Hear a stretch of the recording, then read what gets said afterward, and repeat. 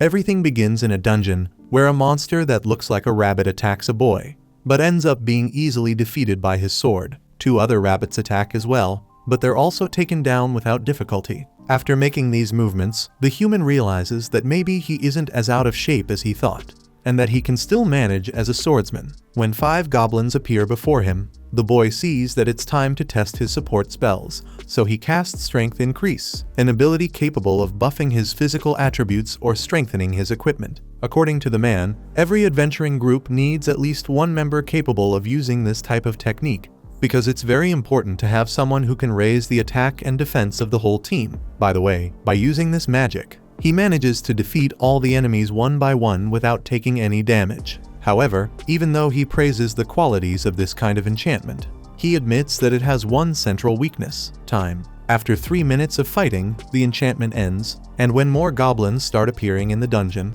he has to repeat the same ability to stay ahead in the battle. While he destroys his new opponents, the human thinks about how an individual's resistance to magic affects the duration of their enchantment.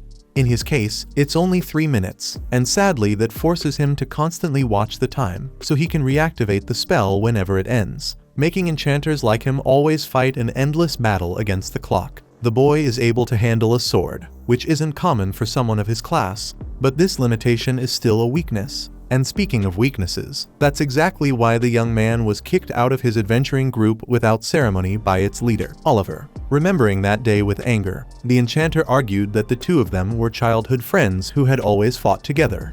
But Oliver confessed that during all that time, he only gave Orhan a few chances because they came from the same village, and that from now on, they would go their separate ways. Annalie and Derek, the other 2 members of the team, were more direct in making it clear that Orhan was only slowing everyone down, so Oliver threw in the towel and admitted that he was expelling his childhood friend because he wasn't strong enough. Unable to believe what he was hearing, Orhan remembered how he formed that team with Oliver 8 years ago, and how they reached S rank in a short time, becoming the first group to reach the 94th floor of the Great Southern Labyrinth, so much so that, because of that feat, they started being called the Heroes Party. With that memory in mind, Orhan acknowledged that maybe he wasn't strong enough. But if he wasn't, then no one in the group was. Oliver interrupted his friend to emphasize that they hadn't really understood the importance of an enchanter to the team until that joint attack last month, when they saw how incredible the enchanters from the other S-rank groups were, while Orhan was weak. Orhan admitted he wasn't that good because his real profession was swordsman. But even then, he developed his own original magic, not wanting to hear excuses. Derek and Annalie cut him off aggressively and reminded him that he only changed professions because he was worse than Oliver with a sword. But even in his new class, he didn't stand out. In response, Orhan argued that he only became an enchanter because the group needed one, and because he was the one with the most aptitude for it, pushing himself to the point of developing his own magic to compensate for his weaknesses, ensuring the group survived the deeper floors of the dungeons because of that. Once again, the boy was interrupted, this time by Oliver, who made it clear that they already had a replacement enchanter. This news shook the expelled member deeply, while Annalie commented without the slightest remorse that they were the heroes' party and couldn't be slowed down by someone who couldn't keep up with the rest of the group. Understanding once and for all that there was no place for him anymore, even though he couldn't believe he had been thrown away like that after everything they had been through together, Orhan headed toward the exit, heartbroken. The mage also pointed out that he was able to use some magic and a sword, but everything at a rank, and even so he kept trying to tell everyone what to do, which was quite irritating. According to the girl, people like Orhan are called jack of all trades, a way to belittle those who only serve to fill in gaps and aren't that important. Filled with hatred over the way he was expelled from his team, Orhan can't swallow being called something like that, a jack of all trades. Even so, he didn't leave the group empty-handed, since through his own effort, he figured out a way to combine his 2 professions, swordsman and enchanter, becoming an adaptable enough adventurer to make this fusion work effectively. With this technique he acquired, Orhan hopes never again to be called a jack of all trades, and that one day he'll be an adventurer capable of doing anything. After finishing his expedition in the dungeon, the boy registers the teleport crystal so he can return directly to the 7th floor next time. However, when he's about to leave, he runs into a group of adventurers who had to flee from a horde of orcs and were forced to leave a little girl behind. Because if they had stayed, the leader explains, everyone would have been killed. and he decided to prioritize his older companions. Orhan can't help but worry when he hears that, but he tries not to get involved in the problem, convincing himself that the girl was just unlucky to have joined the wrong group. However, he knows very well the pain of being abandoned by your team, and knowing that makes Orhan turn back and decide to intervene. Taken by indignation, he accuses the group of abandoning a teammate and then making excuses so they wouldn't have to save her, the kind of people who irritate the enchanter the most. One of the members responds that he wouldn't have been able to save the girl even if he had stayed behind. And since he's not the type to swallow an insult, he tries to punch Orhan, who easily counters and throws the kid to the ground. Quickly, Orhan asks where the girl was left. Speaking of her, the poor young girl was surrounded by orcs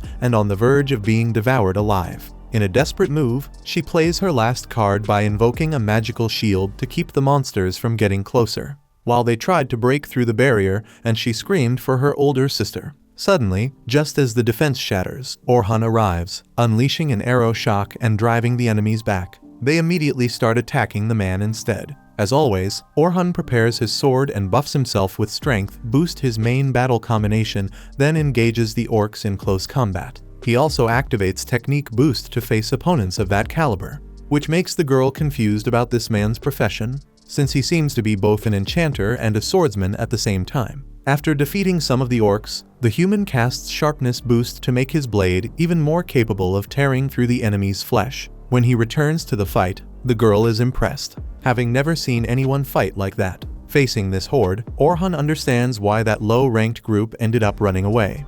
But he, on the other hand, knows he can handle this on his own. With that in mind, the swordsman heads into the center of the chaos and performs a series of strikes that shred a large portion of the monsters. Then, he displays technique and speed as he beheads his opponents with extraordinary ease, leaving the little girl more and more astonished by the extent of his talent. Soon enough, when the enchanter finishes off all the orcs, the girl collapses onto the ground in relief and starts crying. After getting the girl safely out of the dungeon, Orhan was simply saying goodbye, not expecting much, but eager to thank him properly for the help he gave. The girl says she is eternally grateful and introduces herself as Sophia Claudel. Hearing her last name, the swordsman finally notices the crest on her tunic, then introduces himself in return as Orhan Dura, a name Sophia really liked. Wanting to make up for the trouble she caused, the girl offers to pay for the boy's dinner. And although he says he didn't help her expecting anything in return, she is so intent on rewarding him somehow that he ends up accepting the invitation, even if a bit awkwardly. So she takes the enchanter to a restaurant whose sign carries the same crest as her clothing. According to the girl, it's a very cheap place, but the food is great. This confirms for Orhan that Sophia Claudel is indeed part of the Silver Rabbits of the Night Sky, one of the biggest and most popular clans in the kingdom of Nohitn. Once inside, Sophia is startled to see her older sister in the establishment, and she explains that she's there for a meeting nearby. She asks who the boy with her sister is, saying Sophia is far too young to be dating. Embarrassed, Sophia panics and can't explain what's going on, until her older sister finally realizes she is standing before Orhan Dura. Scratching his head, Orhan says, "Long time no see, Selma Claudel." Sophia doesn't understand how this guy knows her sister, so he explains that Selma is the leader of the Silver Rabbit's most powerful S-rank, simply the strongest enchanter in the kingdom, largely responsible for making the enchanter profession well known, as well as creating the idea of group members having different roles. In the strategy she created, each team is divided into 3 functions: attackers, who take down the enemy; defenders, who act as shields; and supporters, who provide assistance. This strategy revolutionized the way adventurers carry out their missions, forever changing dungeon expeditions. According to Orhan, the hero's party is no different, and that's why he had to abandon his swordsman profession to become an enchanter. After seeing how strong Selma was in last month's joint assault, that's when his teammates decided Orhan wasn't good enough, which eventually resulted in his expulsion. Thinking to himself, he had already suspected the 2 girls were from the same clan, but had no idea they were sisters. Speaking of that, wearing an angry expression, Selma asks what this brat is doing around her 14-year-old little sister. Not knowing how to explain it properly, Orhan says he really was going to have dinner with Sophia, but that his intentions are pure, interpreting that as him saying her sister isn't good enough for him. Selma loses her temper and starts to raise her voice, so Sophia steps in to calm her down and explains that this man was the one who saved her life. Disappointed that Sophia went into the dungeon alone and without informing the clan, Selma reminds her that the day after tomorrow they were supposed to go together to the Great Labyrinth, and that the younger girl should never have done that. Since she's unharmed, the older sister isn't going to scold her, but insists she never repeat that behavior. Because Orhan saved her sister, Selma thanks him and apologizes for her harshness. Then the three sit together more calmly, and Selma mentions she hasn't seen Orhan since that joint assault last month when they met, and that this is the first time the two have talked like this. Since they're in the same class, they were placed together in that battle, where Selma took command and Orhan served as support. Selma praises the boy's performance that day, and Sophia comments that it sounds like her sister has known this guy for a long time. Selma is surprised that the younger girl had never heard of Orhan Dura, since he is a member of the hero's party. The girl is shocked to learn how important he is, but Orhan says he no longer belongs to that team, without revealing the exact reason. Hearing that, Selma asks if he is free, thinking she is about to recruit him for the Silver Rabbits. Orhan doesn't even let the girl finish and declines the invitation immediately, because he wants to stay without a group for a while. Selma explains that the young man misunderstood the situation. In reality, she has the perfect job for the swordsman, accompanying her clan on the training expedition that will begin the day after tomorrow. This expedition is meant to recruit new members,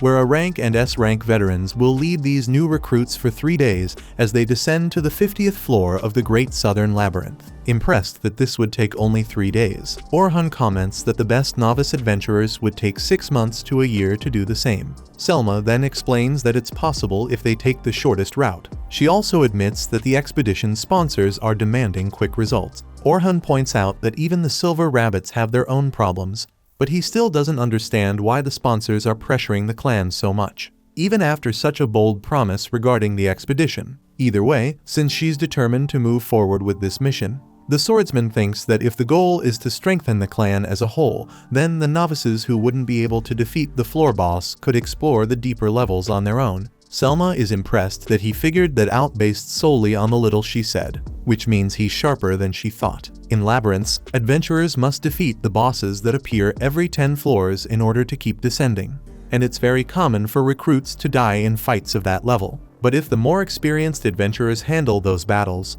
the novices can simply register at the crystal and proceed to the next floor. In fact, that's why the leader wants Orhan Dura to join this expedition. He asks if it's really okay for someone from the outside to be part of it. At that moment, the woman holds his hands, making him flustered, and emphasizes how much she respects him as an enchanter. The boy is glad to hear that, but it also reminds him of the reason he was expelled from the hero's party, not being as strong as Selma during their combined attack. And now she's asking him to return to being an enchanter, which doesn't sound very appealing considering the recent trauma he went through. Because of that, Dura ends up refusing the invitation. But Sophia says she's going as well and insists that he join them, shaking him a little.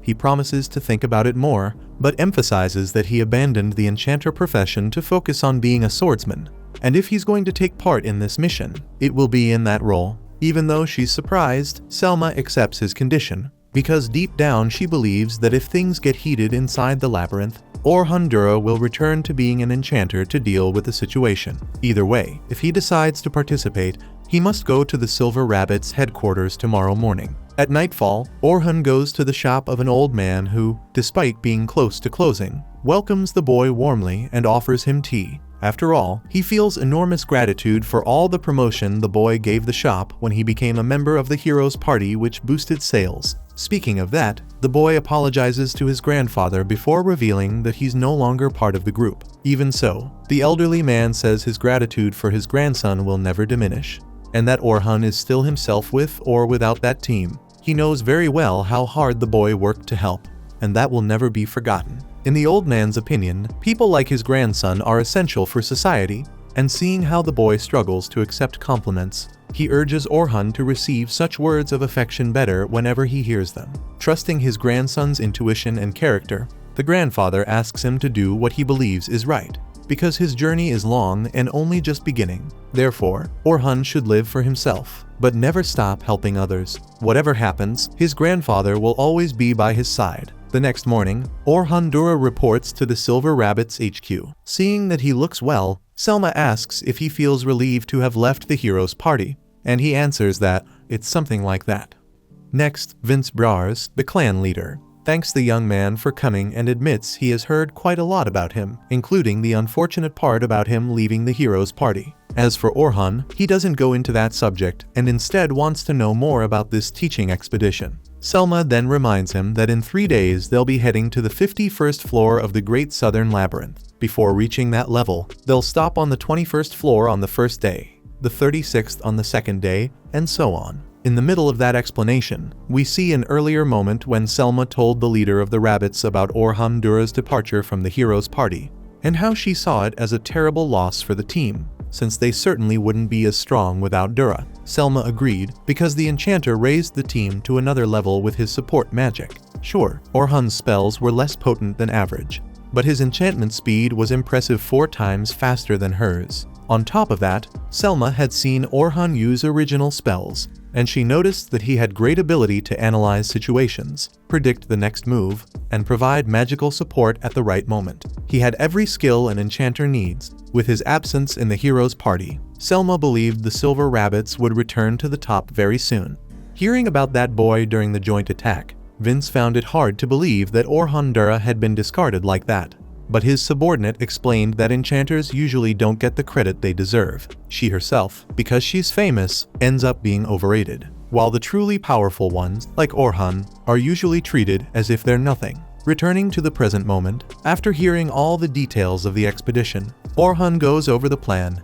There will be 10 groups of rookies and 5 escorts, including him and Selma. The rookies groups will take turns dealing with the monsters, and if something unusual happens, the escorts are the ones who must handle it. By the way, Orhan asks why only 5 escorts instead of more rank groups, since it would make sense to minimize the risks of the expedition, especially given how tight the schedule is and how it could put the beginners in danger. Selma answers that they really do want to take the rookies to the 51st floor, but that they need to go through some difficulty in order to truly grow during this mission. Orhan knows that isn't the real reason, though he has no idea what the real one is, and of course they wouldn't tell an outsider like him. Regardless, he offers his help and receives Vince Brawers' thanks. According to him, the enchanter's reward will be 2 gold coins now, and 10 more if the mission succeeds. Orhan thinks that's great, although he admits he found the payment excessive, since it's enough to cover a full year of expenses for an ordinary citizen. Selma points out that this is the value they see in him, so he promises to do his best. Hours later, Orhan Dura heads to the dungeon entrance where the excursion will take place, and the rookies are gathered, preparing for the start of the journey. When Selma and Sophia appear and greet him, he notices that the little girl's outfit is the same as before, probably the standard uniform for beginners. He also says she looks great in that outfit, making Sophia blush as she thanks him. While Selma can't handle the face her sister makes and sarcastically points out how well Orhan knows how to compliment a lady. Since they're already talking about knowing how to charm someone, Selma asks if the guy has a girlfriend. He scratches his head and says no. But since there were women on his old team, he probably learned how to deal with the opposite sex. Selma remembers that the hero's party used to live together in the same mansion, while Sophia asks where her friend is living now. He explains that he's living at an inn.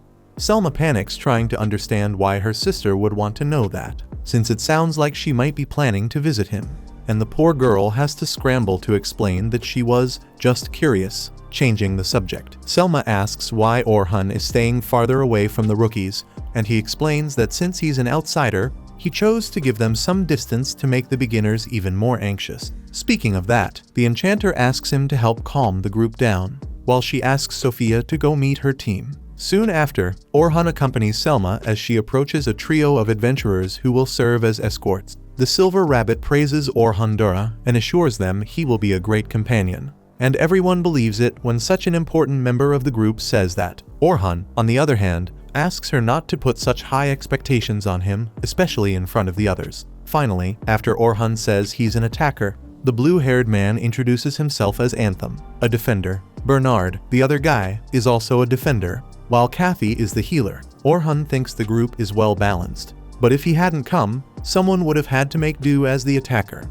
and that makes the boy even more suspicious about this plan. Seeing the boy's reactions, Selma once again remembers that conversation she had with her leader. Vince said he understood how she felt for having lost such a powerful trump card, but reminded her that Orhan is an enchanter just like her. and thinking about the group's balance, he couldn't remain in the first squad. Even though she agreed, Selma lamented that her clan hadn't moved forward even a single step since last year, making her believe the Silver Rabbits wouldn't be able to regain what they had lost, and it was exactly for that reason that she invited Orhan Dura to participate in the expedition. Still, he only agreed to come if he were used as a swordsman. And all she hopes is that he truly works as a frontline attacker when things start getting intense. Finally, after saying goodbye to the escort group, Selma takes Orhan to the rookies to welcome them. Moving to the front and receiving everyone's full attention, the leader announces that today they will begin their descent toward the 51st floor of the Great Southern Labyrinth. She understands the young one's nervousness, since it's not easy to reach such a deep level of this dungeon so early in their careers, but she asks them not to worry, as she brought a powerful companion in case something outside the plan happens. In that case, she introduces Orhan Dura and reveals that he has already descended to the 94th floor, a place even central figures of the kingdom haven't reached, including Selma herself. The newcomers are impressed, and a murmur quickly spreads through the crowd about the man's incredible achievement. As if that weren't enough, even though Orhan asks Selma not to put so much pressure on him, she not only says he will be the main reference for everyone inside the dungeon, but also highlights the fact that he was once part of the hero's party, which immediately turns him into a kind of celebrity among the trainees. After the speech, Dura complains that the girl put him on a god-level pedestal of expectations, but she insists it was the best thing to do, since it's important work to help keep the rookies calm. The issue is that, in Orhan's mind, he only wants the title of hero if it's to help his grandfather in the shop, and he hopes this nonsense doesn't give him a headache. Anyway, Selma asks the boy to accompany Team 10, formed by the most promising newcomers, who, if they learn to work together, will easily reach the mid-floors. Selma holds her companion's hand to give him confidence, but he doesn't know if she should trust someone from outside that much. Be that as it may, Orhan Dur goes to the trio of newcomers that form Team 10, where Sophia is included. Orhan thought someone was missing, but upon learning that all the members of his team were indeed there, he starts thinking about how dangerous it is to form a team with so few rookies. The boy in the trio explains, full of charm, that no one can keep up with their pace, and Orhan worries about how this kid will turn out when he grows up if he's already this full of attitude at his age. He then asks his subordinates to introduce themselves. The boy says his name is Logan Hayward, the enchanter who will one day surpass Selma. Next, Caroline Inglot introduces herself as a defender. The escort notices that the girl has little equipment for the class she belongs to, but she explains that she is a defender who doesn't use armor or a shield, because she prefers dodging instead of blocking, since she can't even think about disgusting monsters touching her. But because she has a huge desire to kill all of them, she chose the class that allows her to get as close as possible to those enemies. Orhan points out that dodging attacks is much more difficult than protecting yourself with a shield, especially for someone without experience like Caroline, so he asks whether anyone in the clan opposed the girl's choice. Logan says yes, but that their companion simply ignored everyone and went ahead with her decision. This comment sparks an argument between the two, and to put an end to the foolishness, Dura asks the last member of the trio to introduce herself. So, Sophia Claudel says her name to everyone and identifies herself as a rear-line attack mage. When Sophia finishes speaking, Logan and Caroline start arguing again, and Orhan realizes this mission won't be easy at all. However, to his surprise, the kids go quiet as soon as they enter the labyrinth. Caroline asks what a member of the hero's party is doing on this expedition, since she thought their clans were rivals. As Selma had already said, Orhan reminds her that he is no longer part of that group, since it is a highly prestigious team. The girl insists on knowing why he left, but he refuses to answer in any way. Changing the subject, Caroline assumes that Sophia must already know the escort, because she said they would be accompanied by someone incredible. Caroline demands an answer from her colleague to know whether this is the incredible guy she mentioned. And when cornered, Sophia turns as red as her hair, but reveals that Orhan Dura saved her life, besides being very strong and having been part of the hero's party. She also says her sister told her she didn't need to worry because Dura would be there, not seeing himself as a hero at any moment. Even if the girl sees him that way, the enchanter wonders whether Selma only praised him like that to calm the sister down. Suddenly, two wolves that had been silently observing decide to leap at the adventurers, but they fall into a magical trap placed by Orhan along the path, which gives him certainty that he did the right thing preparing these devices along their route. especially to deal with enemies that attack from behind without spending too much time.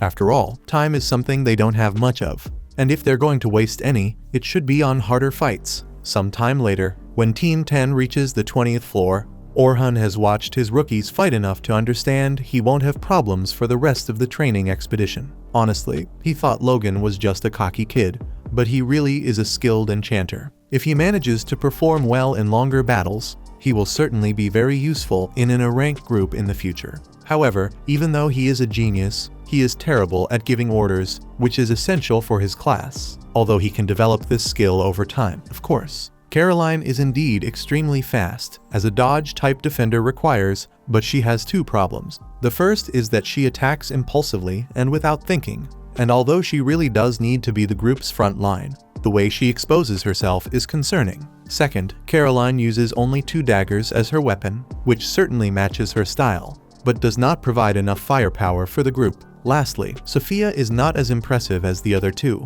but she is already stronger than a common rookie. She was a bit passive during the fights and failed by hesitating at certain moments, but that will change once she connects better with her teammates. Also, Sophia doesn't have any very notable weaknesses, which creates expectations regarding her future development. Meanwhile, with help from the 3 escorts, Selma's group defeats the boss of the 20th floor, then asks the newcomers to register the floor on their guild cards so the expedition can end for the day. With some free time, the enchantress goes to Orhan to hear what he thought of the first day. He agrees that Team 10 has a lot of potential, but he regrets that they're not working very well together.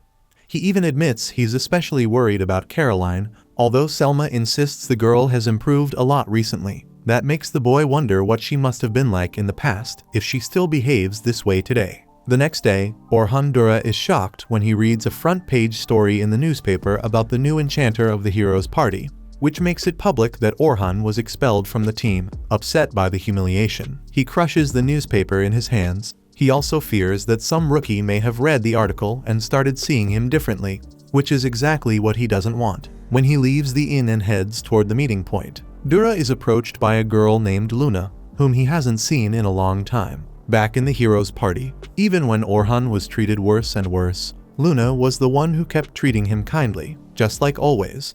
And when he was expelled, she wasn't there. She had been away doing something for her family, and if she had been there, things probably would have turned out differently. Faced with yet another complicated issue involving his former team, Dura realizes how much this subject has really been consuming his mind. Luna practically begs her friend to come back to the party, but when he asks whether the others feel the same, she admits that she's the only one asking for the enchanter's return. Still, if Orhan decides to come back, she'll do everything she can to convince the others. Even though he's caught off guard, Orhan can see in Luna's eyes that she's serious, but he declares that it's already too late for that, especially after the article he just read. Hearing this, Luna takes his hand and reminds him that they promised to finish the Great Labyrinth together. But Orhan hardens his expression, pulls his hand away, and says that this was a promise the two of them made together with Oliver, and Oliver was the one who expelled him from the team, so that promise will never be fulfilled. With that, Orhan walks away, irritated, admitting to himself that he wanted the 3 of them to stay together forever, that he truly wanted them to fulfill what they promised. But there's no use crying over spilled milk. Orhan Dura no longer has anywhere to go back to. Continuing his walk, the boy reflected on how he had been expelled from the heroes group for being weak. That was even what the newspaper said. Orhan knew that at some point, a new member would join the group. But the truth is that he couldn't avoid feeling bad about it, even more so after that article, which called into question the credibility he had as an adventurer, something that could make it harder for him to find a new group. In fact, it wasn't just in Orhan's head that people would comment on the newspaper story. The rookies had found out about it and were talking among themselves about the case, including Logan, who began to question whether their instructor had really told the truth about his old group. At that moment, Orhan arrived and said good morning to the youths who, even though they tried to keep things the same, made it clear to the enchanter that the atmosphere was quite strange, especially after how much Selma had introduced him as if he were a god. Speaking of her, Selma came running and apologized for not knowing about the newspaper article. Orhan said she didn't need to apologize and that the expedition would be a failure if the leader lost her composure. The woman regretted not being more careful before using Dura as inspiration, but he was the one who apologized for not being completely honest. In any case, he kept his word that he would support the enchanter on this expedition, whatever happened. So she should keep her head held high as always. In a relaxed tone, Bernard stated that at least Orhun really had reached the 94th floor, and the other attendants reaffirmed that they still felt at ease with the company of someone so strong. In line with that, Selma highlighted that Orhun's work yesterday did not fall short in any way. In other words, everything was in its proper place and functioning as it should. Then, the three youths from Group 10 approached to wish the escort good morning, and he immediately brought up the subject of the newspaper. Sophia grumbled that the article was full of lies, just like Caroline said, but Logan wanted to know whether what was written there was true. Orhun confessed that most of it was true, which surprised the boy. By the way, the escort admitted that he really had been too weak and, even today, he is not the hero everyone expects. Sophia pointed out how strong the man was for having defeated more than a dozen orcs in the blink of an eye, and he acknowledged that he was strong enough to take the kids up to the 51st floor, and, even if he wasn't a hero, as an explorer, he promised to protect the three youths from any threat and hoped they would do their best, just as they had yesterday. Hearing that, Caroline and Sophia got excited for another day at Orhun's side. But Logan felt like a fool for getting excited. So, Group 10 reached the 21st floor of the Great Southern Labyrinth. The goal was to reach the 35th, but the escorts were not allowed to give any instructions to the rookies until they reached the middle floors, starting from the 31st. In other words, until then, the rookies would lead the exploration, which they had been doing very well up to the 29th floor. Or rather, Sophia and Caroline, because it was becoming increasingly obvious that Logan did not trust himself as an instructor. On the 31st floor, it was time for Orhun Dura to instruct the kids again, so he needed to stay alert. He sensed the presence of monsters ahead and asked everyone to get ready. When the goblins appeared, he told Caroline to draw their attention. Once again, the girl acted thoughtlessly and exposed herself more than necessary, which made the escort keep an eye on her. Next, he told Sophia to deal with the orcs at the rear, while Logan was supposed to use support magic. However, before Orhun finished speaking, Logan had already begun doing so, because, in his mind, the instructions Dura gave were the same that anyone would give, nothing different, so the boy wanted to confront his escort. With her buffs, Caroline handled the frontline goblins easily, but Sophia was trembling with fear at an orc that had appeared in front of her, probably because of the trauma she had suffered. Watching the scene from afar, Logan asked whether Orhun wasn't going to help the girl, and as the monster got closer and the escort didn't move, the boy came to the conclusion that he really couldn't count on him. Suddenly, Orhun cast an agility reduction on the orc and reassured Sophia, reminding her that she was accompanied by her teammates, so she should stay calm and do her best. Thus, Sophia focused and cast a powerful fire dart at the orc, leaving her companions impressed that she had used an advanced attack spell. Meanwhile, while Caroline hugged her friend for doing so well, Logan grew more and more confused by the whole situation. When they descended to the 35th floor,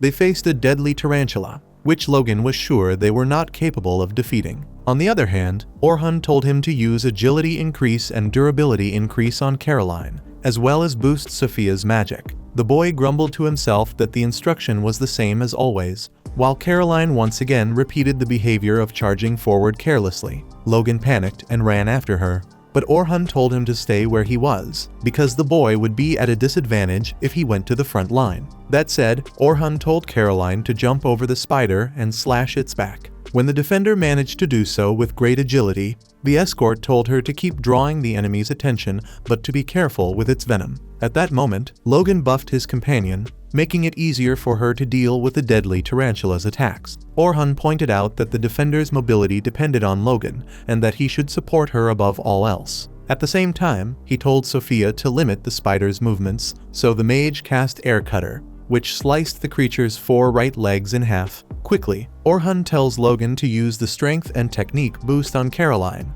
but because the boy hesitated for a moment, thinking the fight was already won, that gave the spider enough time to wrap the defender in its web and start pulling her toward its mouth. Orhun advises the girl to cut the web with her daggers, and Logan starts to suspect that the guide gave that instruction because he already knew this was going to happen. Orhun tells Sophia to prepare a stone arrow, while the party's enchanter needs to cast another magic boost on Sophia, since the previous buff is about to end. While Caroline screams that she can't tear through the web, Orhan reflects that Logan can only use 3 spells at a time, so there's no helping it, the guide needs to step in. Right away, Dura casts Sharpening Boost to sharpen Caroline's daggers, allowing her to cut the web that was holding her with ease. Then he tells Sophia to take action, and she fires the stone arrow at the deadly tarantula, defeating the creature instantly. At the same moment, Caroline runs to celebrate with Sophia, while Orhan tells Logan that everything worked only because of his support magic. The boy, embarrassed, thanks him,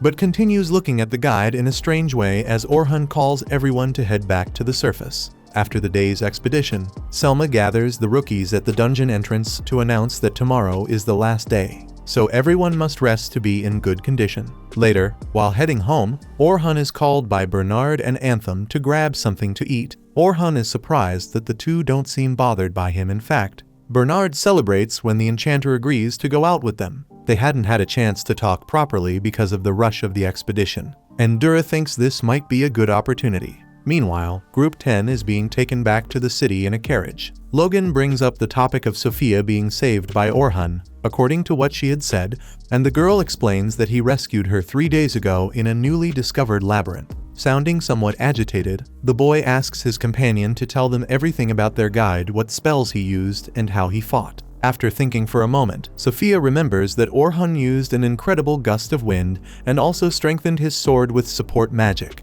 Logan believes he used a Sharpening Boost, a spell used to buff weapons, not people. Caroline points out that this was the spell the instructor used on her today, which made her knives very sharp. Based on what was said, Logan understands that Orhan also knows how to use close combat weapons, and Sophia explains that he switched to a frontline attacker after being expelled from the hero's party. Hearing about Orhan's change, Logan is surprised, since the instructor behaved like a perfect enchanter earlier. On top of that, the boy recognizes that he felt angry because he thought Orhan had let him down. But during the battle against the orcs, Dura used agility reduction in secret, a type of debuff that even Selma rarely uses because it's extremely difficult, yet Orhan used it easily. Remembering the fight against the deadly tarantula, Logan realizes it was the first time he truly understood the importance of formations, because if the defender keeps the enemy distracted, the attacker and the supporter have space and time to focus on their roles. Orhan even seemed to know exactly when each buff would end. And he also predicted the spider's web attack, which can only mean one thing.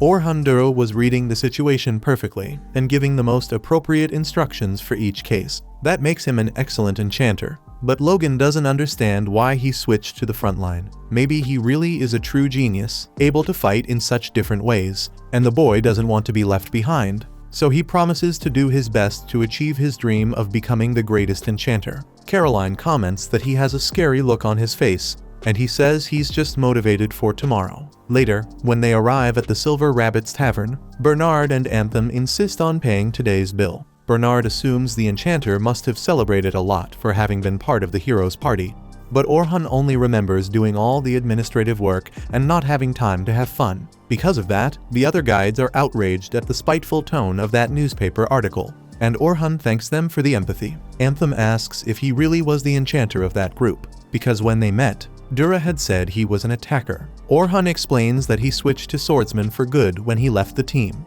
That is, he was already performing that role in the hero's party, and, being honest, he wanted that more than anyone. Influenced by his grandfather, who was also a swordsman. His grandfather had been an explorer, and long ago, when a gigantic monster appeared in their village, the man defeated the creature with a single sword. Seeing that made Dura want to be like him. When asked how he ended up becoming an enchanter, Orhan explains that it happened when the hero's party started descending deeper and deeper, and their pace began to drop. After all, with each floor they descended, the monsters became stronger, which led to the idea of looking for an enchanter to join the team, since that profession had been gaining a lot of attention at the time. But because Orhan was considered a jack of all trades and could do anything, he ended up being the one who had to switch classes. Anthem feels bad for him, but acknowledges his merit in leading the team all the way to the 94th floor, suggesting that the decision ended up being the right one. However, Orhan disagrees with a serious expression, saying that even though he switched, the group should have slowed down and grown stronger. When his companions ask what he means, he dodges the question and claims he's being too harsh on his old team. The truth is, as he thinks to himself, he can't say more than that. After all, the chance of the hero's party going beyond the 94th floor is 0. Since the guy was hiding his hand, Bernard changes the subject and asks what his ideal swordsman is like. Orhan answers that the best one is a jack of all trades who's effective at practically everything, the kind who can go from the lowest floors all the way up on his own. That's what he wants to be. Meanwhile, Caroline is taking a bath and laments that she and Sophia will have to say goodbye to Orhan after the last day of the expedition. Sophia also feels sad thinking about it and admits that she wishes he would stay with the silver rabbits. Since that's how she feels, Caroline advises her friend to ask him to stay, and although Sophia is sure it won't work, the defender insists that he might actually accept the girl's invitation just like her own sister did. Sophia replies that Orhan isn't like Selma, but either way, it really would be sad not to see the escort anymore, which makes the girl think that maybe she should make that request so she doesn't miss the opportunity. The next day, the heroes' party shows up at the dungeon entrance and draws the attention of all the adventurers who were there. While Oliver radiates confidence, Luna is visibly uncomfortable. Next, Orhan Dura approaches the newcomers for the last day in which he must report for this service. Excited, the three children welcome the instructor with joy, and Caroline admits she would be even happier if they received a reward for completing this mission. Logan asks what she would like to receive, and the girl looks at Sophia, who becomes extremely embarrassed because she knows exactly what she would like to receive in this case: for Orhan Dura to stay in the night sky silver rabbits. With nowhere to run, Sophia gathers the courage to confess what she wishes for. But she is interrupted when Orhan Dura is called somewhere else. While heading to the place he was summoned to, Orhan Dura hears two newcomers talking about how the hero party is going into the deeper part of the labyrinth today, starting from the 92nd floor to test the new formation. Hearing that, Orhan Dura thinks it would be much more prudent to run those tests on the upper floors, where the risk is lower. But he quickly tries to forget about it. Speaking of which, on the 92nd floor of the Great Southern Labyrinth, Oliver is determined to conquer this dungeon. After all, they no longer have a loser preventing victory. Not only the leader, but the other members also remain convinced that Orhan Dura was a burden to the team, except for Luna, of course, whom Oliver wants above all to convince that he was right from the beginning. 2 days earlier, Philly Carpenter had presented herself to the hero party full of enthusiasm in light of the great feats of this famous team. According to Oliver, Philly Carpenter is a talented adventurer who reached the 100th floor in the Great Western Labyrinth, and she will be the team's first real enchanter. Derek and Annalie were satisfied that they no longer had to rely on that guy from before. Philly Carpenter even thanked them for the welcome party, and Derek commented that now that they weren't stuck with that nuisance on the team, they had every reason to celebrate. In fact, he was even startled when he saw the curtains Orhan Dura managed and realized that the hero party had a lot of money. Philly Carpenter asks if that money wasn't meant to fund the group's activities, but Oliver asks them to stop talking about Orhan Dura, because today is the new enchanter's welcome party. In the middle of the party, Luna arrives running to deliver urgent news, and although she is surprised to see the new girl, she puts that aside to reveal that Orhan Dura is going into the Great Southern Labyrinth with the night sky silver rabbits. Immediately, the other members begin questioning how someone that useless could possibly enter such a powerful clan, while Luna demands to know what happened while she was gone. It is at that moment that she learns, through her teammates, that Orhan Dura was expelled from the team.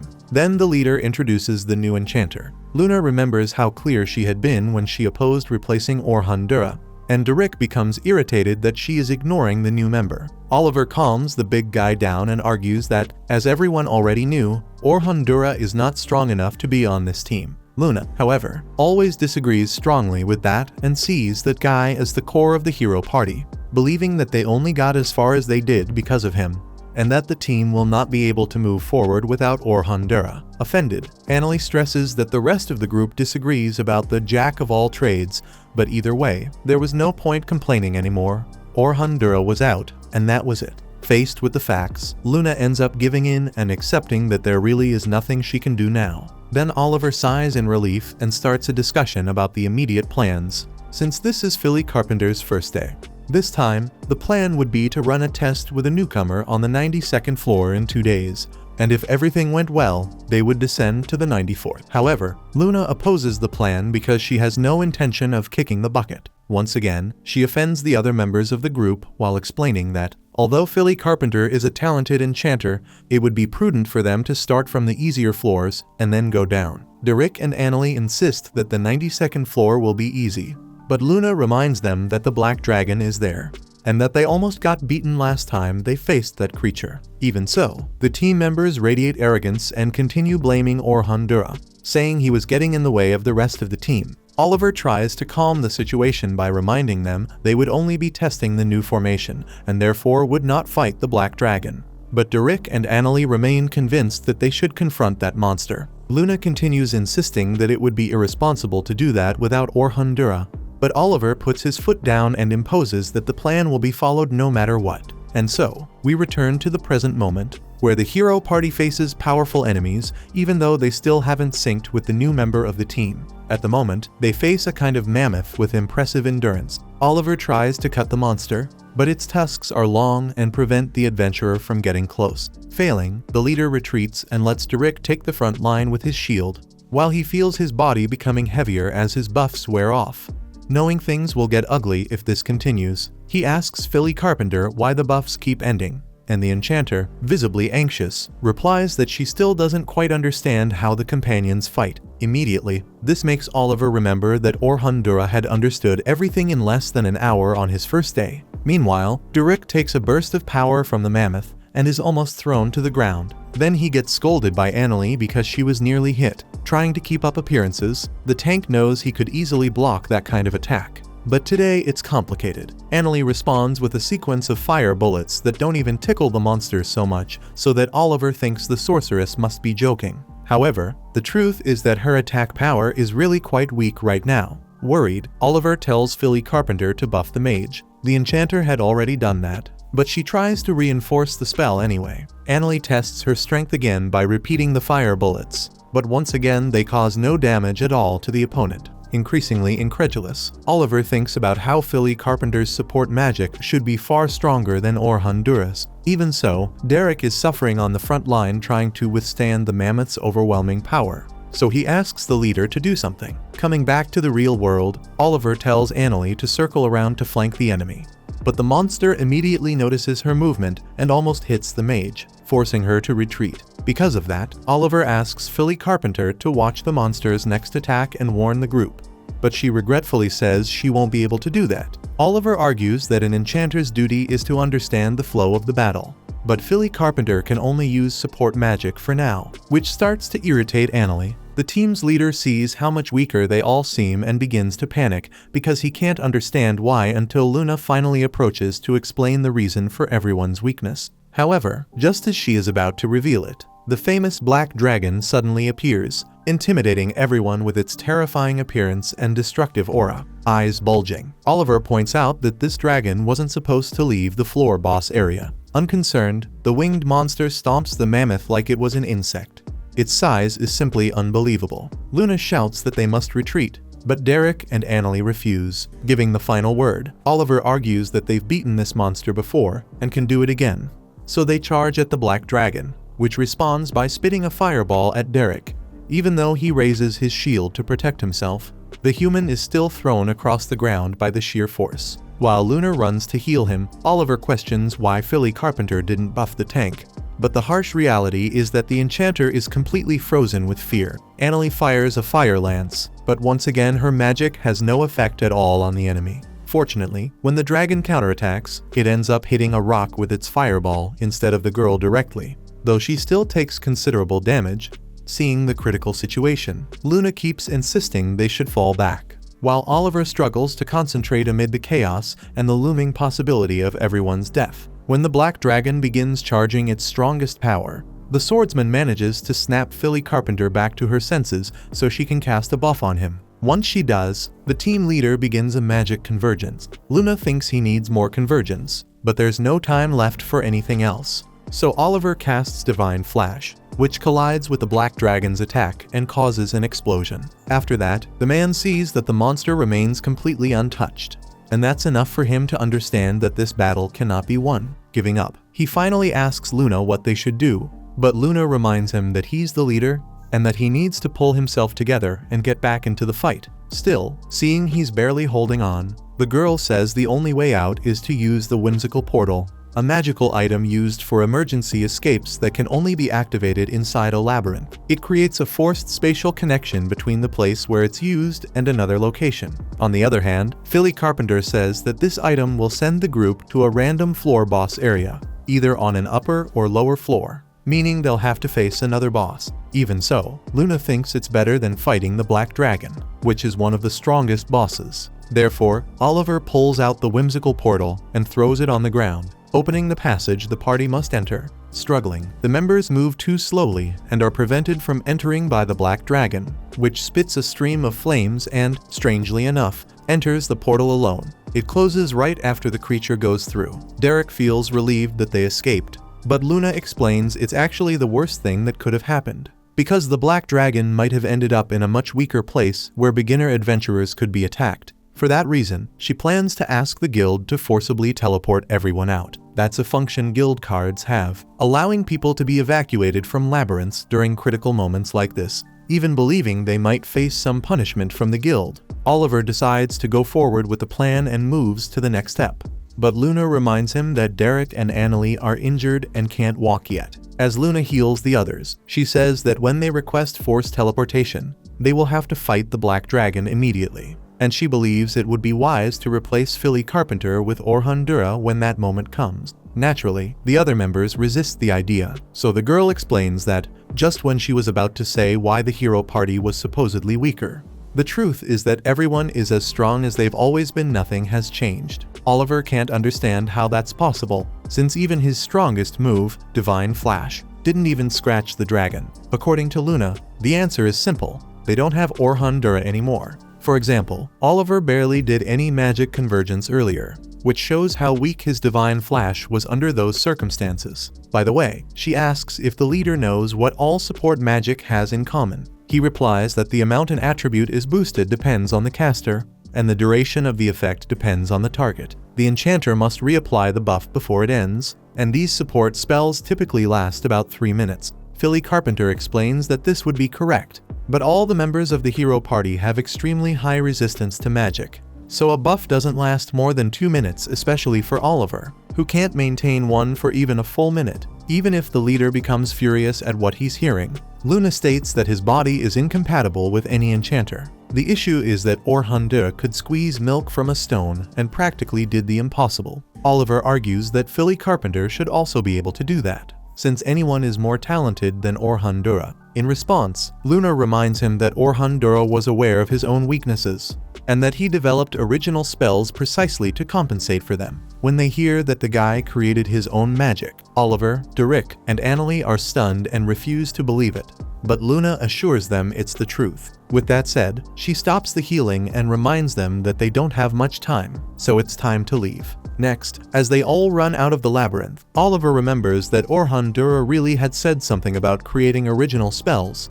but he was still much weaker than the other enchanters. Luna refutes this, since Orhandura was able to create a support spell that increases power by more than 50 times. Philly Carpenter thinks that's impossible, since even Selma of the Silver Rabbits can only manage a 10-fold increase. That makes Oliver realize that his Divine Flash depended on Orhandura's buffs to actually be strong, which Luna confirms. After all, both the swordsman's technique and Annalie's attack spells were literally 50 times stronger with Orhandura's support. This made Oliver arrogant, to the point that he stopped worrying so much about concentrating his magical energy when using that ability, and if he had focused a little more, he might have at least knocked down the Black Dragon. The same goes for Annalie, who could only use mediocre spells in that last fight, which made it clear that she can only cast her special ones with support from their jack-of-all-trades. Finally, Orhandura also helped with Derek's defense, mainly because his buffs affect equipment and spells as well, so when the support magic wore off,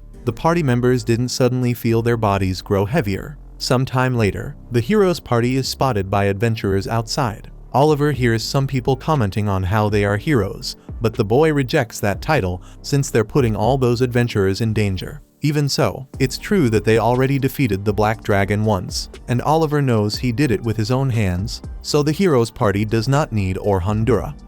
Early the next morning, it was the last day of the expedition. Standing before his students, Orhandura explained that the goal was to go from the 36th to the 50th floor of the labyrinth. Then, once they reached the 51st floor, they should use the teleport crystals to return. Watching the cloudy sky, the instructor felt that something was wrong lingering in the air, and on the very day the event was coming to an end, maybe it was the weird way Logan was staring at him, but if he had to guess, Orhandura would say the problem was the Great Southern Labyrinth. Caroline, excited as ever, asked what kind of monsters they would encounter today, since she could barely wait to take them all down. Letting out a deep sigh, the tutor once again asked her not to run ahead like a lunatic, since she was a defender. Caroline argued that she needed to give everything she had on the front line to ease the burden on the rest of the group, and that this was why she chose that profession. But Orhandura made it clear that there was a limit to what a single person could do in a battle, and that it was important for her to start thinking of herself as part of the team, not as an independent element acting however she pleased. Caroline called the teacher annoying, so Logan scolded her, pointing out that Orhandura was only being kind and offering important advice, reminding her that even the famous Albert Sensible said teamwork was important. Orhandura questioned whether the boy really meant that Albert Sensible, and the name caught Selma Claudel's attention. Orhandura stated that Albert Sensible had been an absolute ace of the night sky silver rabbits, but unfortunately died fighting the black dragon on the 92nd floor. Caroline added, lowering her head, that Albert Sensible was killed while protecting a teammate who should have been protecting him, since they were the defender. According to her, the enchanter knew that if he died, everyone's smiles would disappear and nothing would remain. That was why you had to keep the people you were protecting away from you. Realizing Caroline's behavior was entirely connected to this, Orhandura chose not to interfere for now, since it was clearly something very deep-rooted in her mind. Instead, he smiled and said that everyone was counting on their defender in today's mission. She smiled back and accepted the responsibility. Sophia asked if the instructor also had something to say to help her improve, while Logan grew jealous and begged the leader to tell him how to become stronger. Later, on the 36th floor of the Great Southern Labyrinth, while the kids warmed up for what was coming, Selma Claudel approached Orhandura to comment that the boys seemed to have taken a liking to him. For his part, Orhandura had been worried about how they saw him after that newspaper story, but in the end, it seemed they had accepted him. Selma remarked that Caroline and Logan had the kind of talent that made trouble, but would have a bright future ahead. Changing the subject, she had heard them talking about Albert Sensible and said that losing him had been a great setback for the team at the time, and that this was exactly why the heroes group managed to pull ahead and conquer the Great Labyrinth. Orhandura replied that facing the Black Dragon had also been very difficult for them, and that they could easily have lost someone, just as Selma Claudel's team had. According to her, Albert Sensible had been someone they could always count on, which left a huge emptiness in everyone's heart. Smiling, Orhandura said he hoped they would find a replacement just as good, and Selma joked that he was pretending to be clueless, then asked what he thought. Orhan said a group didn't need two enchanters, especially if one of them was the best in the continent. Since Orhandura decided to become a swordsman, Selma hoped he would handle things well. However, he chose to do it. Next, on the 40th floor, Selma gathered the rookies to divide them into teams before facing that floor's boss. However, Team 10 ended up alone in this mission, which made Caroline worried and feeling isolated, although Logan thought it showed how much the higher-ups trusted them. Orhandura explained that there were several different paths through the labyrinth, so the kids needed to learn how to split up and find the floor boss. Even so, Caroline didn't like the idea of getting separated in a place like this, but Orhan emphasized that this was why it was important to gather information first. Adventurers would walk the floor several times to map it out, find the correct route, and share that information with others, which was why larger clans had an advantage.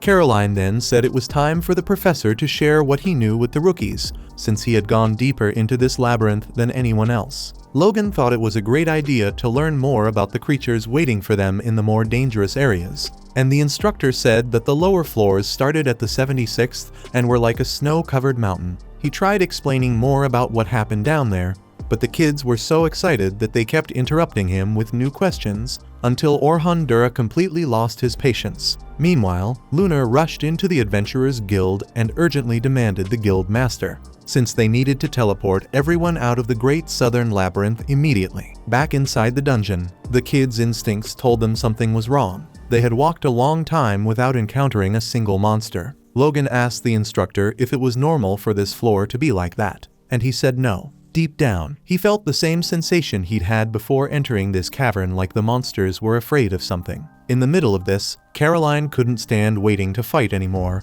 until finally a monster appeared before them. As expected, the girl dashed straight toward it. The creature raised its club to strike her as soon as she got close. But before that could happen, Orhandura cast an agility reduction on it to make sure his student wouldn't get hurt. With the path clear, Caroline delivers 2 quick strikes that finish the creature off, then starts celebrating. Logan comments with concern that Azuro goblins are extremely fast and strong, and that if Orhandura hadn't cast a debuff on it, the story would have been different. Caroline doesn't want any moral lesson because she won, but Orhandura insists that the defender is the core of the group, and if she gets into trouble, Logan and Sophia will do anything to save their companion, which would put them in danger. The very thing she wants to avoid. Seeing that everyone is genuinely worried and disappointed, Caroline apologizes, while Orhandura explains that dodge-type defenders can use something called active defense, and since the girl can't settle down and focus on protection, he's going to teach her that technique. It's a method of drawing enemy attacks and then restricting them. For example, every living being physically prepares before attacking, like taking a step forward before throwing a punch. If Caroline cuts the attacker's leg at that moment, he won't be able to take the step he needs to attack. Therefore, if she can read the enemy's movements and strike the exact point they use to commit to an attack, the defender can prevent damage to the team. Excited, Caroline is sure this will be her trump card to always act on the front line. Though Orhandura says the goal is not to defeat enemies, reminding her that her role is to draw their attention and stop their actions. Returning to the guild alongside the entire heroes party, Luna asks the director for a forced teleport. The man says the mana cost for something like that is enormous and that he needs an excellent justification to use it. So the woman explains that the Black Dragon, the boss of the 92nd floor, transported itself through a whimsical portal to a far less advanced floor, meaning it could run into rookies at any moment. The clerk beside them argues that a conference is required to make a decision of that level. But Luna raises her voice to say there's no time for that, because no one in the labyrinth has any idea what is happening. Inside the dungeon, Logan doesn't want the instructor talking only about Caroline anymore, so he asks to learn something too, like a debuff or something similar. Orhandura reminds him that debuffs are extremely advanced spells and are more influenced by the target's attributes than buffs are. Therefore, the boy needs to know exactly what the target's magical resistance is and adjust the spell accordingly. Floor bosses as well as the powerful monsters they will encounter from the 61st floor onward will almost never be affected. In fact, even adventurers who can use this type of spell usually don't, because they're not very efficient, and if Logan wants to use them, he'll need to figure out the magical resistance of every creature in the deep floors.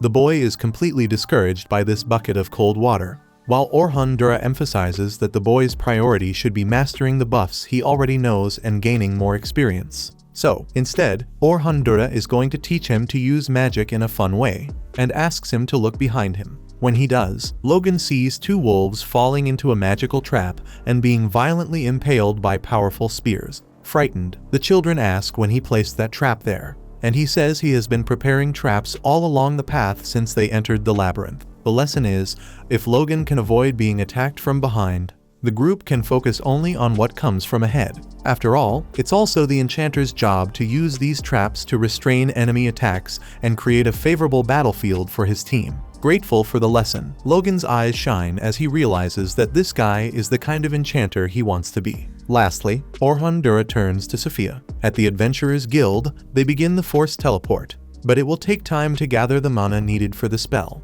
One of the casters says it will all be Oliver's fault for allowing this to happen.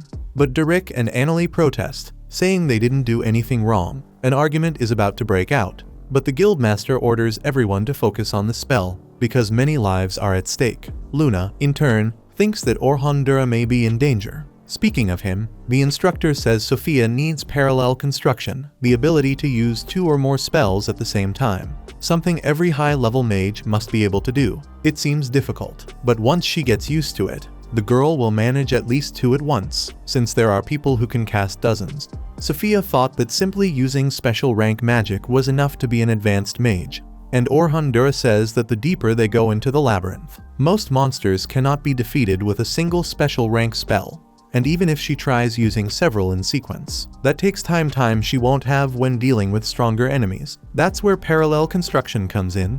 It consists of starting a second spell when the first is only halfway through. optimizing the wasted time so she can attack efficiently. Still, a mage isn't made only of advanced spells. Even weaker spells have their importance when used at the right time. In the instructor's opinion, the student is strong enough to fight on the intermediate floors, so she should ask the veterans of the Sky Knight Silver Rabbits to teach her something. For example, Selma Claudel, her sister, being honest and embarrassed about it. Sophia admits she would rather have Orhan Dura teach her instead of her sister, thinking about how Selma Claudel will react when he tells her that Orhan Dura thinks it's better to ask Selma for permission first. But even so, Sophia is pleased, since her sister does everything she asks. During all of this, the forced teleportation spell is ready, but it still needs to be filled with mana. Only when that is done will the magic actually be able to be cast. At the same time, the guild master states that the hero's party must defeat the Black Dragon. Derek and Annalie straight up chicken out, especially after the last fight they had, but Luna accepts the mission without thinking twice. However, before that, she makes a request to the master. Meanwhile, after opening the floor boss's gate, Selma Claudel tells the newcomers to wait in the safe zone while the escorts handle things. With that, the more experienced adventurers face the main enemy of this floor, and everyone is counting on Orhan Dura's reputation to make it out alive. Taking responsibility, the enchanter guarantees that he will provide the support needed for the fight to end in just a few minutes, something Anthem doesn't seem very confident about. In any case, while the newcomers protect themselves at the back of the room, Orhan Dura quickly moves forward and lands a cut on the giant's thigh with his sword, and Caroline notices that he reproduced what he taught her earlier: active defense. After taking the hit, the giant steps back a few paces and falls into a magic trap that raises a stone wall, which makes Logan realize that the instructor cut off the enemy's escape route after predicting its movements. At the same time, Selma Claudel begins a parallel construction, casting several spells at once, something Sophia watches with her own eyes for the first time. During the fight, when Bernard blocks an attack with his shield, Anthem takes advantage of the opening in the giant's guard to land a powerful sword strike that ends the battle. Based on what they saw, Team 10 understood in practice the things Orhan Dura had been telling them earlier, making them grasp the true meaning of teamwork. Running toward the Great Southern Labyrinth with the hero's party, Oliver asks why Luna asked the guild master to remove people from floors 40 to 51st, and she explains it's because Orhan Dura must be there. Annalie doesn't understand what that has to do with the jack-of-all-trades guy, and Luna replies that the hero's party is currently the weakest S-rank team. In other words,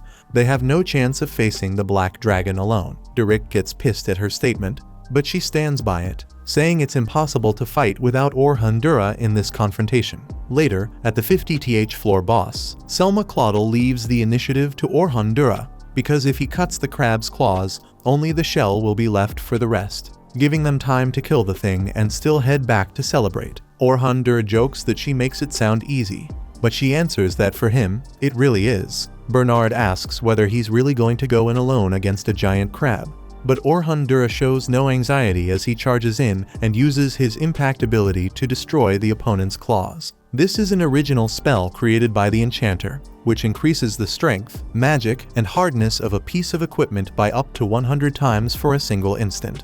Since this is a kind of cheat he accidentally invented while trying to solve a problem with his magic. The man feels a bit guilty using it, but he needs to survive at all costs on the lower floors. Then, with the crab weakened, the other party members launch their attacks with Selma Claudel's enhancements and completely destroy the enemy. After the victory, the organizer and leader of the expedition praises everyone for their performance over these 3 long days, then announces that it's time to go home. However, the Black Dragon suddenly appears in that boss room, terrifying the adventurers present.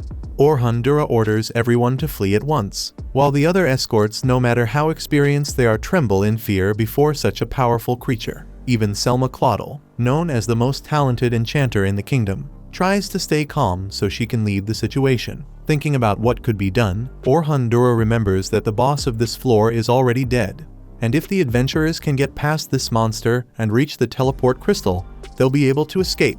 The problem is that the enchanter is isolated from the rest of the group, and monsters tend to prioritize crowds. In other words, if the human runs alone, he'll survive, but everyone else will die. So he decides to stay and fight, because his job is to keep the rookies safe, and this is not the moment to betray everyone's trust, even if it costs him his own life. With that, Orhandura shouts for the other escorts to do whatever it takes to protect the rookies. Selma Claudel snaps back to focus and orders her subordinates into a defensive stance, with Anthem and Bernard forming the front line with their shields while Kathy creates a magic wall. When the dragon releases its first fireball, the barrier successfully absorbs the explosion, because the moment the impact was about to happen, Orhandura reinforced the shield with his impact magic, making it possible for everyone to survive such a powerful attack from the Black Dragon. At the same time that Selma Claudel suspects Orhandura's assistance, the man charges toward the enemy and faces it on his own. After dodging a claw swipe, Orhandura throws a dagger at the dragon's eye. The creature has enough reflexes to shut its eyelid before it can be pierced. But as Selma Claudel notes, the enchanter knew that would happen, and his real intention was to use that second when the enemy's eye was shut to move into its blind spot. And that's exactly what happens.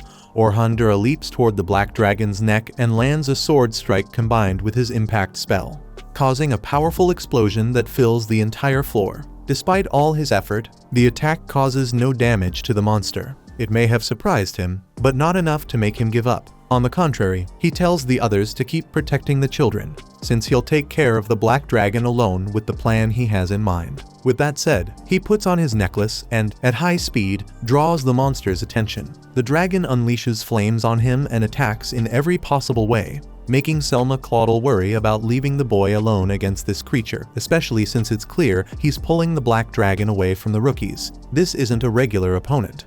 This is the very creature responsible for killing Albert Sensible, and Selma Claudel couldn't bear to see it happen again. In the middle of all this, the monster spits a fireball, and Orhandura sends it back with a reflective wall, hitting the dragon's head. The rookies of Team 10 are stunned by the incredible spell used by the escort, one of the spells he himself created, a barrier capable of reflecting back anything that touches it. Even so, once again, no serious damage is done, and that begins to worry Orhandura. Either way, he summons several magic circles and merges them to perform attribute boost, a high-level spell Selma Claudel knows well, one that combines the 6 types of support magic at the same time to increase attributes. But even if everything doubles, she believes it still won't be enough to defeat the Black Dragon, so she considers entering the fight. But at that moment, Orhandura casts double attribute boost, followed by triple, quadruple, and finally quintuple. Selma Claudel sees this and cannot believe it's possible to use the same buff multiple times.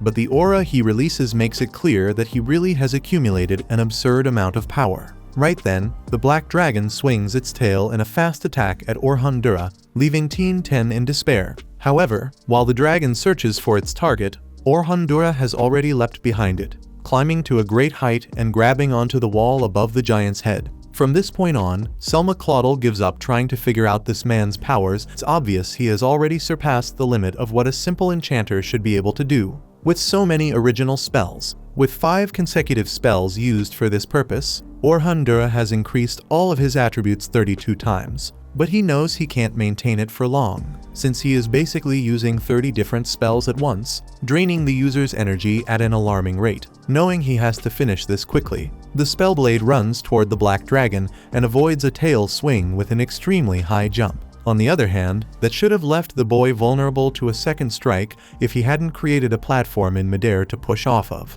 messing up the Black Dragon's prediction of his landing and causing the creature to miss again. This time, Orhandura didn't use magic, but a special ability. Rarely, among humans, someone is born capable of invoking abilities above the average, another type of power different from conventional sorcery. And Orhandura's ability is magical convergence, which allows him to gather mana at a single point and materialize it. He can use this energy to propel his body through the air, but it's useful for many other things as well. Oliver, for example, also has this ability, but he only uses it to attack. When Orhandura lunges at the dragon, he imbues his sword with sharpness boost and durability boost, then strikes the monster's neck with his blade while simultaneously using the impact spell. This time, the attack causes real damage, a deep cut that could determine the outcome of the fight. At the same time, another determining factor appears: the man's exhaustion. He begins dragging himself across the battlefield as the weight of all the stacked buffs starts to overwhelm him.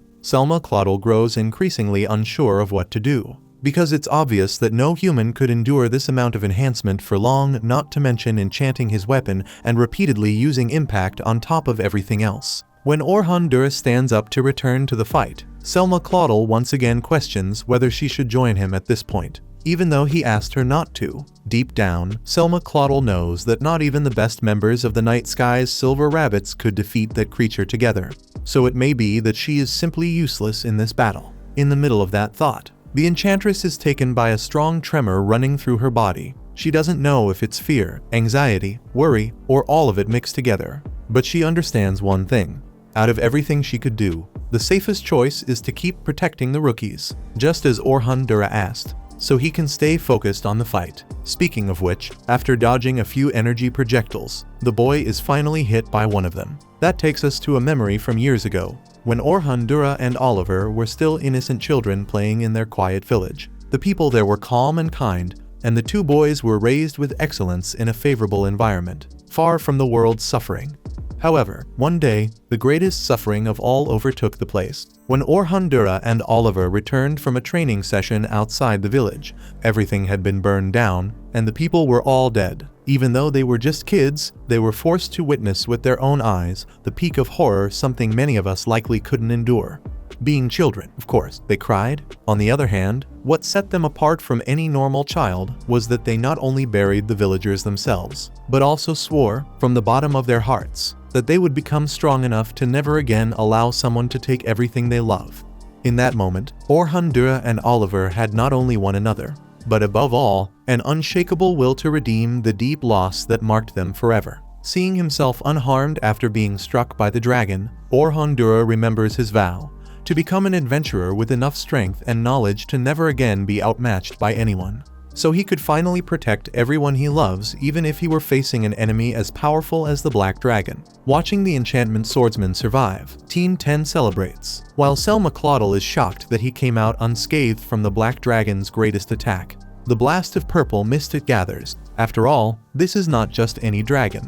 It is known as the very embodiment of fear, and its tally holds an endless pile of dead adventurers. All Selma Claudel hopes is that Orhan Dura won't become another one. Speaking of him, the enchantment swordsman analyzes that the dragon uses a technique similar to his magic convergence to accumulate power and use the surrounding mana to attack, shaping it in various forms and attacking from every direction. On the other hand, Orhan Dura remembers that this creature had more attacks the last time it defeated him, meaning it's clear the Black Dragon is underestimating him. Without taking any pride in this, the boy looks to take advantage of it instead of being offended. Then, advancing at high speed and zigzagging to escape the mist, Orhan Dura gets close enough to fire a fire bullet and land a sword strike on the target's neck. But its scales still prevent the dragon from taking any damage. In response, the monster fires several shadow mist projectiles, which Orhan Dura retaliates against with a sequence of fast, precise sword movements. However, to avoid having its attack blocked,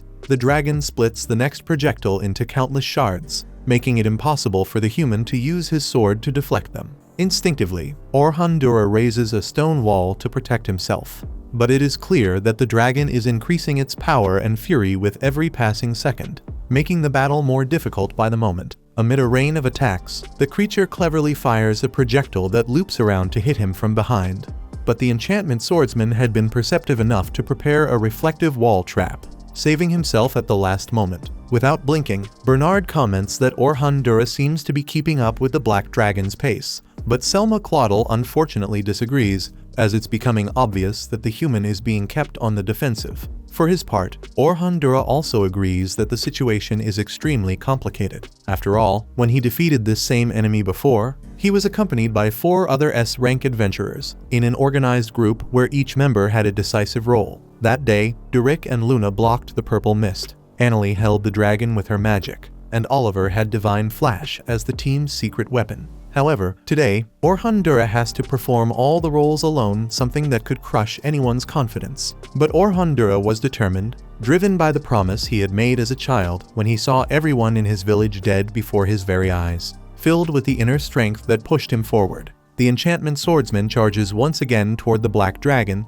and initiates an active defense stance which, as Caroline aptly points out, is the method used by evasion defenders to intercept enemy attacks. Furthermore, Logan and Sophia notice that the swordsman is driving the dragon even farther away from the rookies, meaning that despite the difficulty of the fight, Orhan is putting everyone else's safety first. In the midst of battle, the boy activates a parallel construction of countless magic circles that fire back at the dragon. The same fire bullets, it uses practically an endless bombardment that engulfs the enemy monster in a never-ending inferno. This is the result of another one of Orhan's original creations, called Increase and Repeat, a trap spell that absorbs surrounding mana and repeats the previous attack at a higher intensity. With it, the man was able to create magical damage as powerful as Annalise, and even though the dragon managed to break free from the attacks and still remained standing, the human knew he was capable of finishing this fight without the help of his former teammates. With the opponent weakened, Orhan now needs to take on the role of the attacker, in other words, the role Oliver played in the past.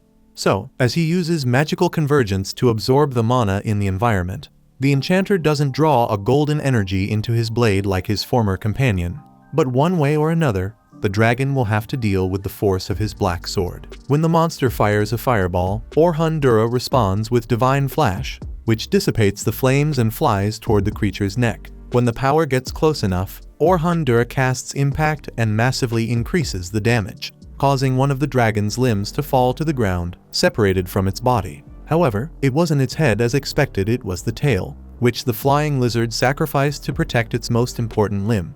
From that moment on, Orhan understands that this fight may not be won. But regardless of whatever reason this dragon has, he also has a reason he cannot afford to lose, and for that purpose, the boy is willing to do anything. Truth be told, both rivals are much weaker, but instead of slowing down the battle, it becomes even more intense, whether from the anger or anxiety on both sides. On the other hand, it comes at a cost, and Orhan ends up losing his buffs. Quickly, Selma Claudel tries to buff him with an attribute increase, but her magic doesn't work because Orhan himself blocks the enchantment, insisting that she focus only on protecting the rookies. This time, Selma Claudel understands she has no place in this fight, so she steps aside and leaves the way open for Orhan no matter what happens. Without holding back and ready to use every last drop of blood, the boy repeats the quintuple attribute increase to resume the offensive. Then he mixes Thunder Shock with Impact to unleash on the Black Dragon, a spell so powerful that it collapses to the ground completely.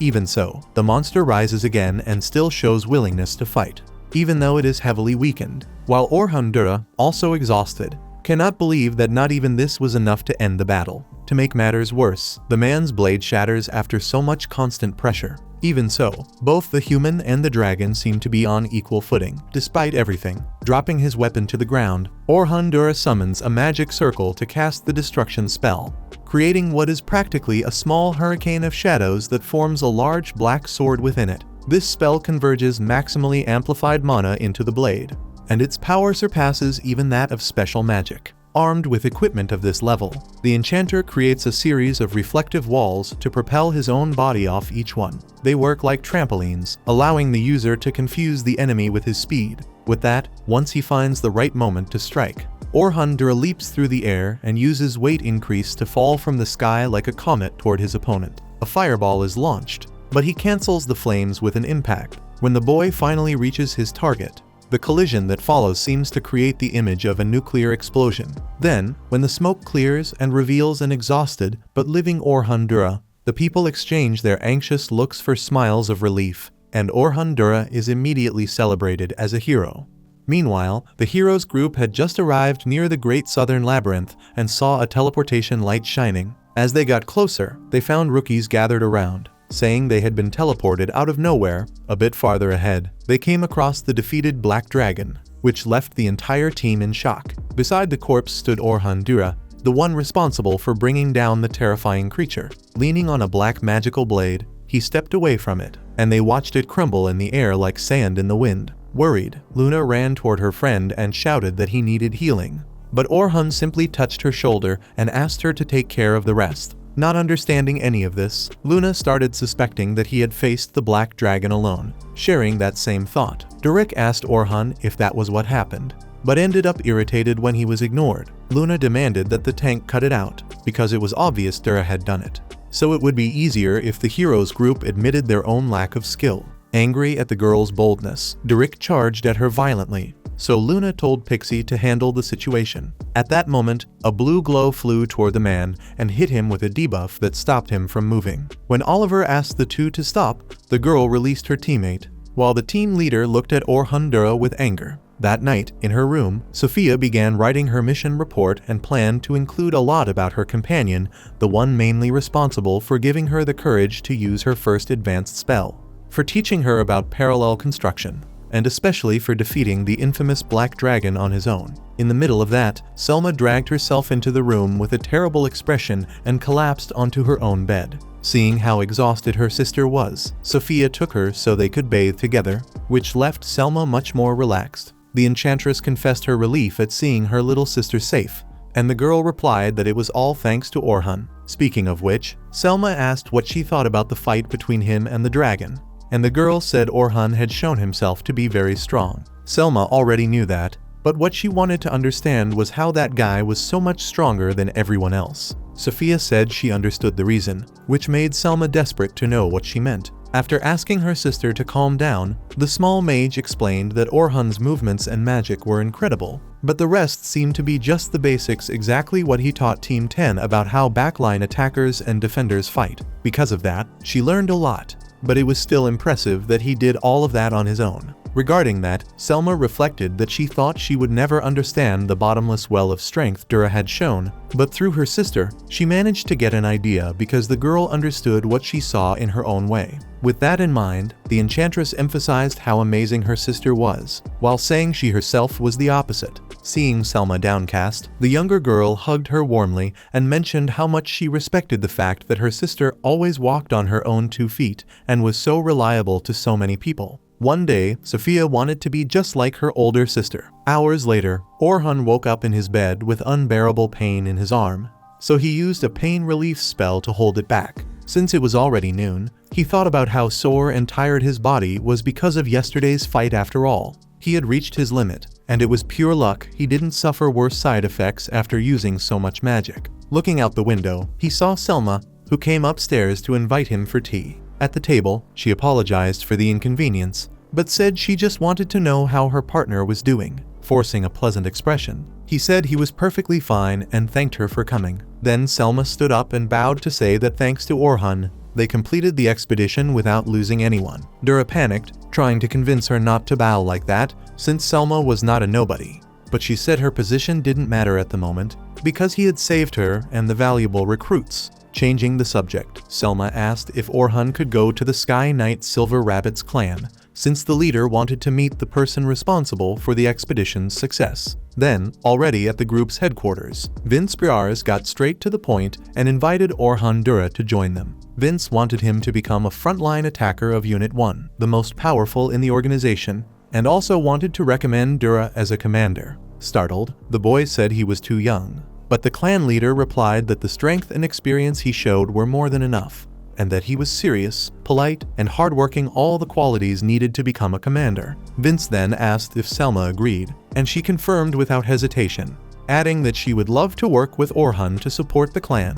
Hearing the proposal, Orhan thought about how anyone would accept it without thinking twice, but he asked for time to think. Even with his serious demeanor, Vince Briars smiled and told him to take all the time he needed. Before he left, Vince mentioned that the Adventurers Guild also wanted to see him. After promising to stop by, the boy left the Silver Rabbit's headquarters, still unable to process that he had been invited to join such a powerful clan. Above all, he thought about how he would have companions again, though that made him remember when he was expelled from his previous group. Afterwards, he stopped by his grandfather's shop to tell him what had happened, and the old man understood his grandson's pain well enough to know that Orhan feared being used and thrown away again, just like with the heroes group. In his view, used wasn't the best word, but relying on each other and compensating for each other's weaknesses is what helps people grow. That's why he told the boy to think carefully about it. After visiting his grandfather, Orhan goes to the Adventurers Guild and feels intimidated by all the people who were gathered there with him, including every member of the heroes' party. At the other end of the table, the guild master asks if it's true that Orhan Dura defeated the Black Dragon alone, and the enchanter confirms it. Wearing a mocking expression, Derek and Annalie interrupt to say that their team had weakened the dragon beforehand, which made things easy for him. Orhan tells the two of them to be quiet, since they had nothing to do with it, and Derek shoots up from his chair in anger, but Luna asks him to calm down. Then Orhan asks Oliver whether the heroes' party went straight to the 92nd floor with their new enchanter because they assumed it would be easy after going there so many times. When Oliver makes an angry face and stays silent, Dura assumes that's exactly what happened. He reinforces that, as he had already said, the smartest thing would have been to move forward only when everyone was stronger, since many people had already died in the deeper floors. In response, Oliver says that's the reason they changed enchanters. He assumed they could continue with someone who had stronger support magic than Orhan. Orhan replies that he isn't angry about being removed from the heroes' party,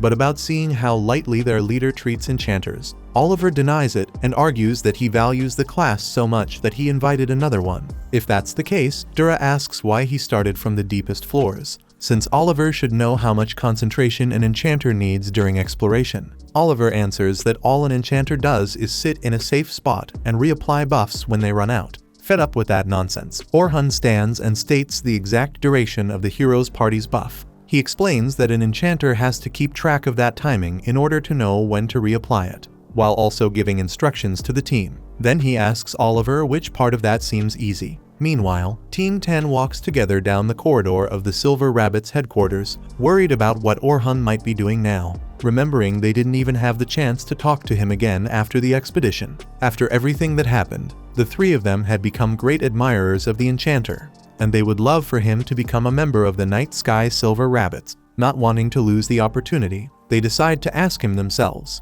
So they go after Selma to see if she knows where the instructor is. Speaking of the enchanter, she is sitting on a bench in the garden, practicing how she should invite Orhan to the clan, repeating to herself several different ways of saying what needs to be said, even though she suspects he won't want companions again after the trauma he suffered in the hero's party. Besides, as he made clear in the battle against the Black Dragon when he dismissed her buff, Orhan doesn't need Selma and is far more powerful than she is. The three children arrive at that moment and ask the enchanter if she knows where Orhan Dura lives, because they want to ask him to join the clan. Selma admits she would also like that, but says he doesn't need them. On the contrary, they only get in the way of someone at his level. Logan counters that everyone already knows that, but he personally still wants Orhan in the clan, since that's the only way he could learn from him up close. Caroline fully agrees and can already picture herself becoming stronger just by imagining it, while Sophia would love for their former companion to spend more time with them again. According to Logan, maybe they're weak today and maybe they do get in Orhan's way,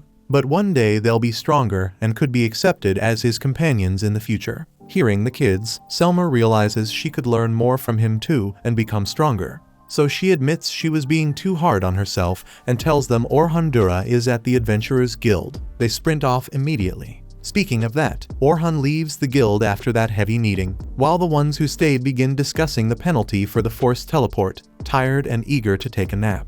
The enchanter sees the kids running toward him and immediately darts into the maze of alleys between the city's houses. But running is difficult because of the physical injuries he suffered in yesterday's fight. Hearing the three of them getting closer, he conjures magical platforms that work as stairs, climbs them, and reaches the roof of a small building, successfully shaking the kids off. When he enters his grandfather's shop in the late afternoon, Orhan can still hear the three children outside, but he leaves them be. His grandfather asks why he's avoiding the kids, and Orhan says he has decided he won't join another group, which is why he didn't want to make them sad with the news. The old man laughs at how much his grandson clearly cares about those children. Out in the street, Team 10 starts to suspect that Orhan is running from them because he doesn't want to join the Silver Rabbits. Logan and Caroline even say they'll leave the clan if that's what it takes to become his apprentices, but Sophia doesn't want their goodbye to be like this. Inside the shop, the grandfather comments that his grandson looked like he was having fun when he ran in, and that those kids seemed to like him a lot. The old man understands that Orhan is just looking for a place he can call his own, but he teaches him that he doesn't have to stay in that place alone. He can find a new path with the help of others. At nightfall, Orhan walks across the fields, thinking about what he heard from his grandfather, until Sophia suddenly appears to thank him for saving everyone yesterday. She asks where he's been, since she and her friends spent the whole afternoon looking for him, and he dodges the question by asking what she's doing out there at this hour. Sophia replies that this is one of her favorite places, and that she comes here from time to time because it's close to the clan's headquarters. As she looks up at the sky, the girl comments that even in the darkest places, the moon keeps shining brightly, and she feels as if she gains some sort of strength whenever she looks at it. By the way, Sophia explains where the name Silver Rabbits of the Night Sky comes from. According to her, the moon is also called the Night's Guide, meaning the purpose of the Silver Rabbits is to become guides for adventurers. When he hears that, Orhan Dura feels as though he talked about something like this with someone a long time ago, and an image of a girl fills his mind. In the midst of that sensation, Sophia gets straight to the point and asks Orhan to join her clan. The man asks what kind of place the clan is for her, and Sophia answers that they taught her many things and gave her countless smiles, and that she's proud to say the Silver Rabbit is her home. Her words make Orhan remember the conversation he had with his grandfather about finding a place he could call his own. And so the two of them fall into thought as they look at the moon again. A day later, the enchanter goes to the headquarters of the Silver Rabbits of the Night Sky and tells Vince about his decision to join the clan. Right then, Selma walks into the room to congratulate their new companion and hand him his uniform. Soon after, Orhan leaves the headquarters fully dressed in the clan's uniform and runs into the children who had been rushing around trying to find their former instructor, and they are amazed when they see him wearing the clan's outfit. Next, we see Orhan and Oliver in a wooden sword duel from many years ago, when they were still children. Despite their balance and skill, the blonde boy gained the advantage and managed to disarm his opponent, declaring his victory. Because of this, the men watching the fight commented among themselves that only Oliver could fulfill their wish, but that the young prodigy could at least protect the hero. Meanwhile, not taking the fight very seriously, Orhan casually said that he lost. But Oliver refused to accept his partner's defeatist attitude, as he believed Orhan could do much better than that. Orhan, however, insisted that that had been his full strength, and even though people used to say he was more skilled when he was younger, the truth was that Oliver had grown and surpassed him, so there was nothing to be done. Still, Oliver wanted his friend to treat the duel seriously, and wasn't convinced to just leave things as they were. When he left, Orhan Dura reflected alone on how he didn't want to kill his companion. Suddenly, a little girl named Sion appeared, smiling as she lamented that her friend had been defeated. Orhan grew worried that she had seen his pathetic side,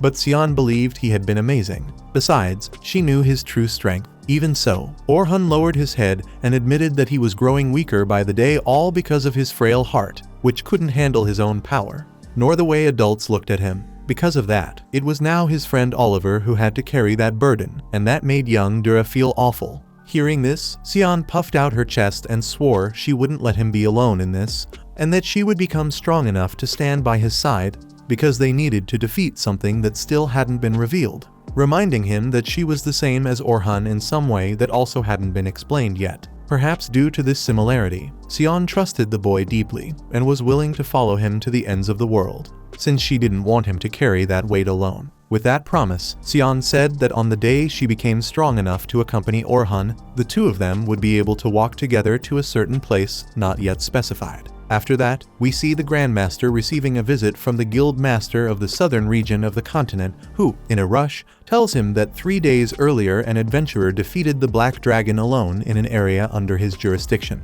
Pleased, the Grandmaster believes this should finally speed up the conquest of the Southern Labyrinth, but he also remarks that anyone who would face the dragon alone must be completely insane. The Guild Master responds that the adventurer simply reacted to an emergency, since the flying beast appeared outside its natural habitat, the boss chamber on the 92nd floor. The Grandmaster assumes this is due to the disappearance of the West, and asks whether Oliver was the one who killed the dragon. Receiving a no, he then assumes it was Orhan Dura, which turns out to be correct. This concerns the noble, because if Orhan had the conditions to unleash that much power, he would never choose to defeat one of the deep floor bosses. Even so, the Grandmaster hopes that perhaps the man hasn't returned to his original state, so he might have found some other way to defeat the Black Dragon. Regardless, he asks the Guild Master to report immediately if anything happens to Orhan Dura. The next day, deep within a forest, a group of adventurers exterminates a pile of enemies with ease. One of the women finds it curious that 5 high-level groups are working together,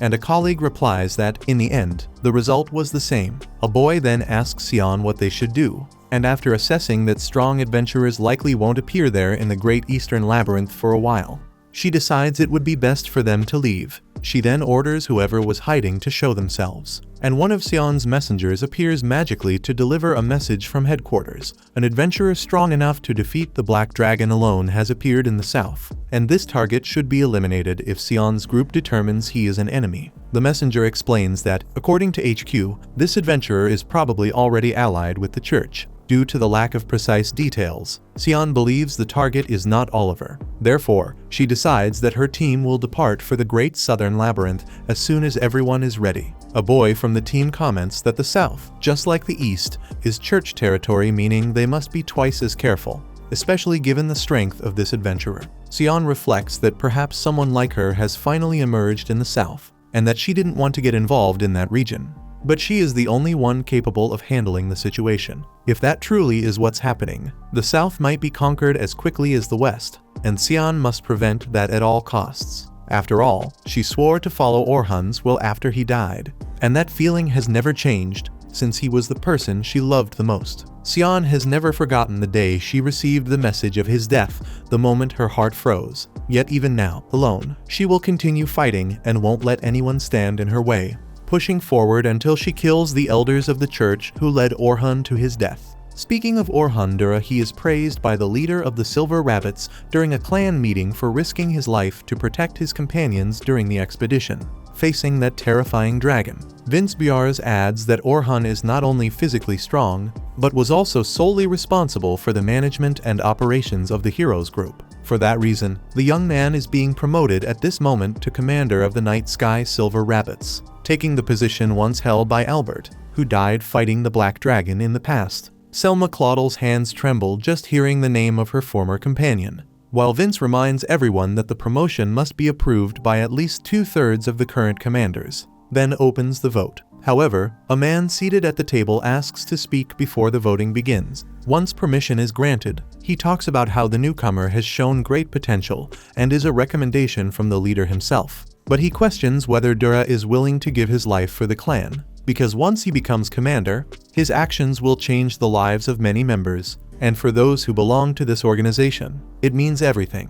So they must be certain that the new commander has the same level of understanding about this matter. In response, Orhan understands the man's feeling, but when he remembers the brutal tragedy he lived through in his childhood and the oath he could never break, he decides that he will not do that. So he answers that he is not willing to give his life for the clan. Indignant, another person present points out that this statement not only disqualifies Dura as commander, but also as a member of the organization. The first man wants to know what the boy is even doing there, and he answers that he wants to protect the people he cares about and has been prepared for that ever since he accepted joining the group. Those people he will protect, even if he has to give his life to keep them safe, including every member of the Silver Rabbits. This answer convinces those who were doubtful about the newcomer's loyalty, and with the situation calmer, Vince Biars begins the voting. As they leave the meeting, Selma Claudel admits that Orhan gave her a scare, and he says that this is just how he is. Either way, she is taking her friend right now to meet the people from Unit 1,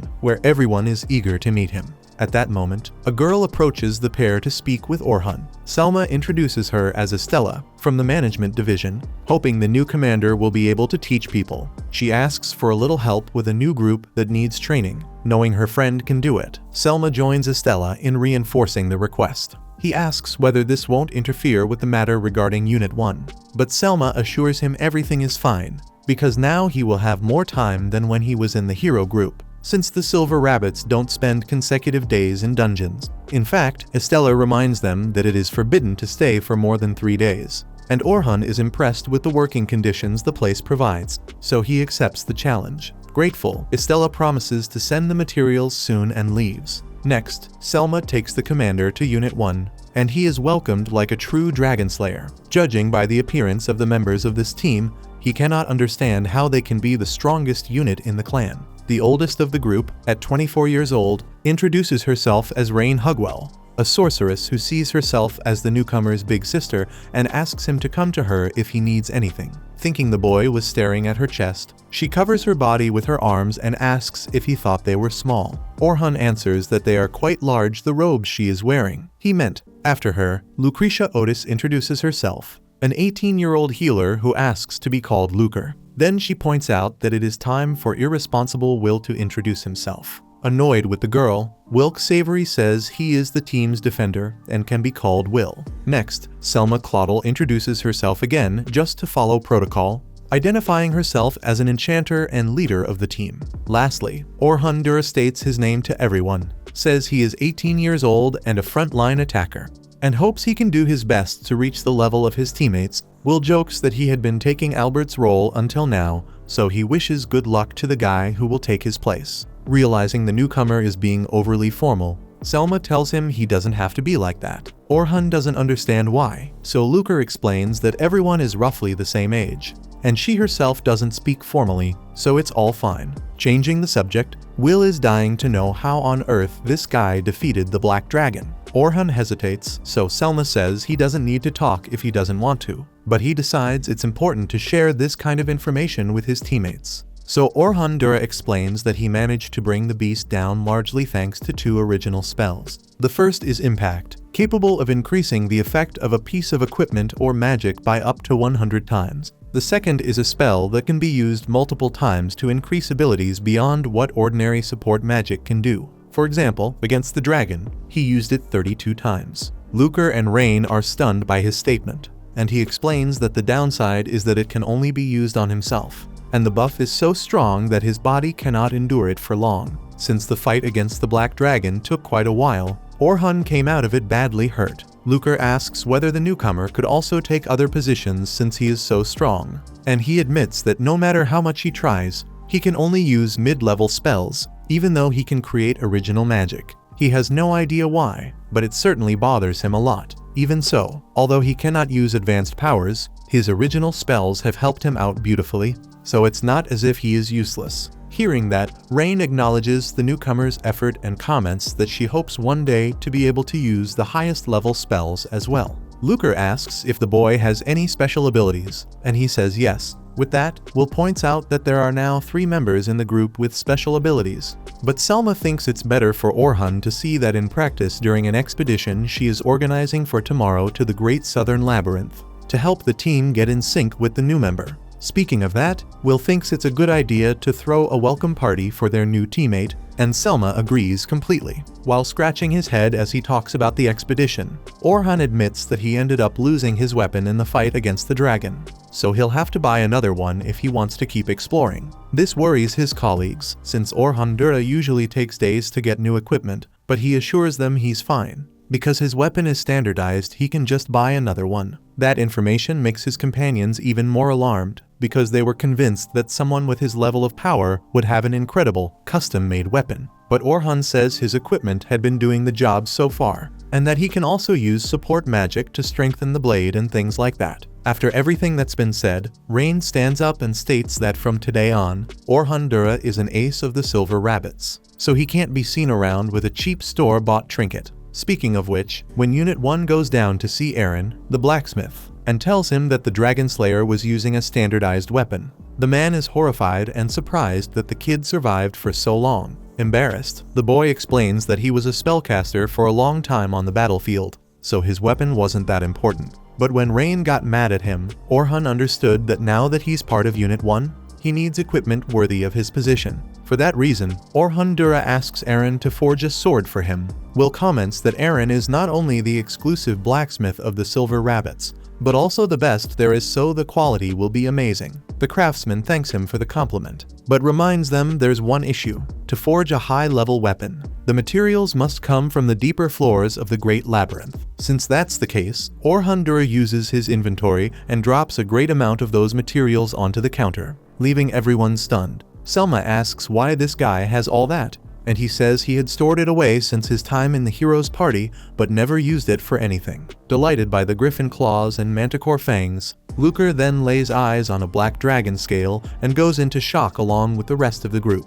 Orhan realizes that they are certainly traumatized because one of their companions died to that creature. So feeling guilty for exposing that wound, he apologizes. But Rain actually says that with that scale, it will be possible to make an impressive weapon. Orhan assumes she's just covering up her sadness, while Eren announces that he will use this material as the main ingredient for the weapon and wants to know what else the client wants to include. Orhan worries that their meeting with the blacksmith will take too long and leave them without time for the party they were planning. But his teammates are all understanding and want their partner to commission the best sword he can. The next day, a meeting begins among the members of Unit 1. Orhan is deep in thought about finally being able to explore dungeons with companions again. And because of that, he feels a bit insecure, wondering whether he'll be able to meet the expectations the others have of him. Opening the meeting, Selma informs them that the Adventure Management Division requested the collection of toxic sheep hides, so the group will head to the 86th floor. Distracted in the middle of her explanation, Orhan thinks about taking these companions to the 94th floor so they can be on equal footing with the hero's party. Eventually, Unit 1 gathers in the area surrounding the dungeon to begin the incursion. The beautiful scenery distracts some of the members to the point that they relax and, for a moment, think the upcoming challenge isn't as dangerous as it seems. Noticing this, Selma asks everyone not to lower their guard, because even though their targets are the toxic sheep, many earth dragons roam the area. Still, she reminds them that the main objective is to see how the team works together with Orhan, who is joining the most important Silver Rabbits unit in combat for the first time. As for strategy, the leader decides that will draw the monster's attention. Rain will attack from behind with magic, and Lucre will do the same while keeping healing spells ready for when they're needed. Selma will personally maintain the group's buffs and give instructions. And finally, Orhan Dura will take the offensive lead. The companions comment that Orhan could easily defeat all the enemies by himself, and Selma adds that there's no problem if he prefers to fight without help. However, the newcomer says he is part of the group and will take orders like everyone else. Lucre even points out that the team won't learn to work together with him if he fights alone, so the leader apologizes, embarrassed, since the attitude she showed isn't normal for her at all. In the middle of this, a fireball approaches the group at high speed, until Orhan casts a magic shield that absorbs the attack. At that moment, he understands that the flames must have come from an earth dragon, and since he doesn't see the monster anywhere, he advises them to locate it before anything else, because she has magic tracking. Lucre moves to the front. Orhan doesn't know what spell that is, so Selma explains that it's her main ability, allowing Lucre to follow magical traces to find the target. When she finds the dragon, the healer casts Flash to attract the opponent, forcing it into the open where it becomes visible to everyone. Now, Will advances toward the monster, while Selma asks Orhan to watch Unit 1's power with his own eyes. She tells Rain to prepare her attack while casting a magic boost on her. Will gets close to the dragon and dissipates several fireballs with his weapon while keeping some distance. Since it's Orhan Dura's first time with the group, Rain prepares her best fireworks to celebrate the occasion. She then casts Explosion, forming a source of heat under the earth dragon's feet and, immediately after, triggering a powerful blast that finishes the creature. Impressed, Orhan praises the teamwork of Unit 1 and the speed with which they resolved the fight. Thinking about the battle on his own, he considers how incredible it was that Will canceled the enemy's attack instead of simply blocking it, especially with that dual blade almost no one uses. Beyond that, Rain's quick casting of Explosion was remarkable, since most mages would need twice as much time to cast the spell. And of course, Lucre's tracking was extremely precise and important, since the hardest part of any expedition is finding the monsters. In Orhan's opinion, Selma's leadership ability is what binds everything together, making Unit 1 an ideal group. At that moment, to put the team's abilities to an even greater test, 2 more earth dragons appear, and now Orhan Dura is placed into action alongside Will on the front line. To the surprise of the other members, the newcomer stops running, turns his body, and fires a stone arrow at a spot that seemed random, but in reality, it was hitting an armored turtle camouflaged behind the women of the group. With this reveal, the Silver Rabbits find themselves surrounded. Selma recognizes that the turtle's shell is tough, but the creature is slow, so she orders Rain and Lucre to take care of it while Will and Dura face the earth dragons without worrying about the rear. Hearing this, Orhan notices how quickly the leader thinks and gives orders, which shows she can be trusted in a real battle. As the dragons launch fireballs, Will steps forward to dissipate the flames. Using telepathy, her special ability that allows long-distance communication, Selma tells Orhan to attack from the side to hit the monster's blind spots, and that he can use his own buffs if he wants. Impressed by the leader's special ability, Orhan finally feels like he is part of a real team after being humiliated for so long in the hero's party. Moving to the flank of the dragons, he casts enhancement spells on himself to increase his strength, technique, and sharpness. When he's ready, Selma orders him to attack, and the boy uses impact to cut off the monsters' heads. On the other side of the battlefield, Rain casts Emurlnir, while Lucre uses Ice Lance, combining lightning, ice, and fire in a fatal sequence that annihilates the armored turtle. After the victory, Unit 1 continues toward the mission site, and Orhan Dura remarks how long it had been since he fought with such ease, thanks to the incredible teamwork his partners possess. He even states that his new companions are much more involved and united than those from the hero's party, which makes him truly happy to be joining the team. Since they had just been praised, the other members follow along and point out how well Orhan handled the impact, because, truth be told, very few people can cut off the heads of 2 earth dragons at the same time. Selma then asks whether Orhan thinks they're ready for the 92nd floor, and he says yes, but not just because he joined Unit 1. In the rookie's opinion, this group could even defeat the Black Dragon without needing his help. Relieved, Rain says they trained a lot over the past year to reach this level, and the memory of all that effort makes the girl emotional. Still, Will points out that hearing such words from a dragon slayer himself makes them believe in their own abilities. Orhan reflects that these people trained extremely hard after Albert's death, and that this dedication raised their level to the point where they can now face very powerful enemies. Even so, Selma stays grounded by reminding them how powerful the Black Dragon really was, something she saw with her own eyes during that tense moment of the expedition. Clearly traumatized, she insists she doesn't want to lose anyone else, and that's why she bows slightly as she asks Orhan Dura to help them. In return, the boy reaffirms that he is part of Unit 1, and he recalls his oath to protect his companions until the end at all costs, even if it means fighting the Black Dragon, which has long been a dream of this team. With those words, the entire group feels more united and certain that they are on the right path. Speaking of paths, Unit 1 continues toward the dungeon to hunt the toxic sheep. Hours later, with the sun already setting, they leave the cave after killing 9 of those animals. Orhan does a great job collecting the skins and is praised by Selma, so he takes the chance to mention that tomorrow he needs to go to the Adventure Management Division, but he doesn't know the way. The leader of the group, who turned red every time the man spoke to her, finds the perfect moment to offer herself as a guide for the rookie, so they agree to go together the next day. However, the day was far from over, since they hadn't been able to celebrate the arrival of the new member properly the night before. The night was still young. The 5 gather at a tavern to quench their thirst in one big gulp, and the group's enchantress highlights how satisfied all the companions are to have Orhan Dura by their side, especially because, after defeating the Black Dragon,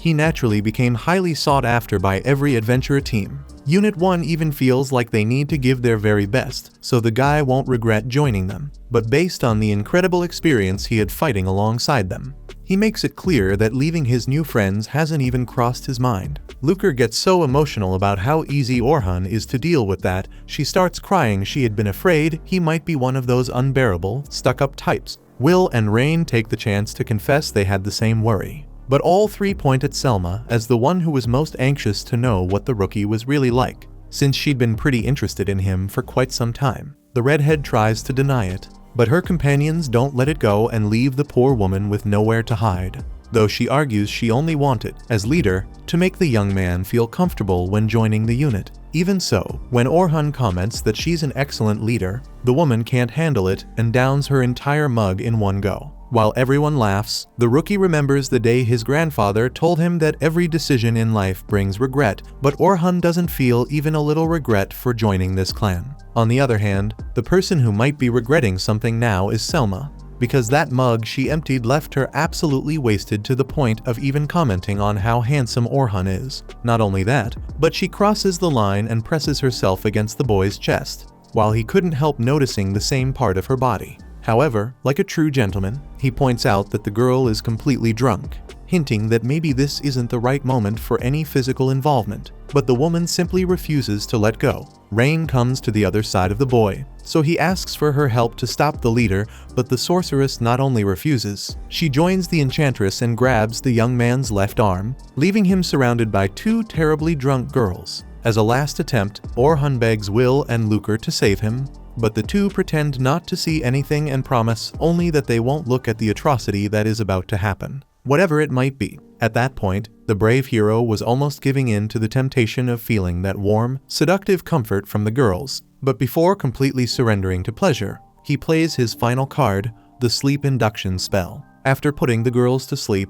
he silently thanks Selma for such a fun day. Speaking of the beautiful redhead lying in her bed, Sophia is worried about how long her sister is taking to return from the labyrinth with Orhan. Finally, someone knocks on the door, but instead of Selma, it's Orhan Dura's voice on the other side. Sophia loses her mind at the surprise and even starts thinking the guy came in the middle of the night just to see her. But when she opens the door, she gets even more startled. Her sister is being carried on his back. Not knowing how to react, the girl asks since when the two of them have that kind of relationship. Dura quickly explains that there's nothing going on between them. Selma simply drank too much and needed a little help getting home. Sophia knows her sister was never the type to drink a lot, but seeing her still conscious and rubbing her face against him makes it clear that tonight must have been quite the experience. With that, the child wakes her older sister to talk with her about what really happened. After hearing that Selma drank too much at Orhan's welcome party, Sophia says that the boy left with a smile on his face,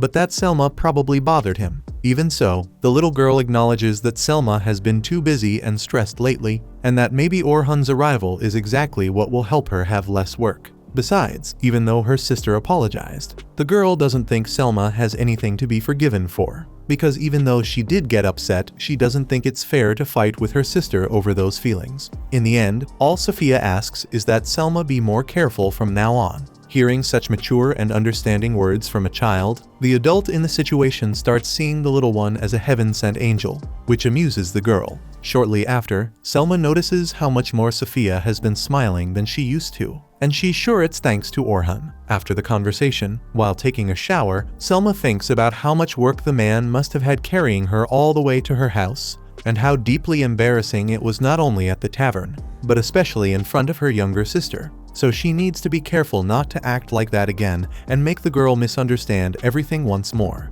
At the same time, she wonders whether Sophia might be developing some sort of extra feeling for Orhan, judging by the way she talks about him and everything else. However, the truth may be that Selma herself is the one with that feeling, and she has been doing everything she can to reject it, something that became very clear when everyone in the tavern said those things about her liking the boy. In other words, Selma tried her hardest to hide what she really felt, and she had been doing that relatively well until now. But it becomes difficult to keep running from it after the scene at the tavern. At daybreak, the two meet again to head to the Adventure Management Division. When she runs into Orhan, Selma apologizes for yesterday, but the boy understands she just drank too much and says everything is fine. So she smiles and agrees that it's time to look ahead.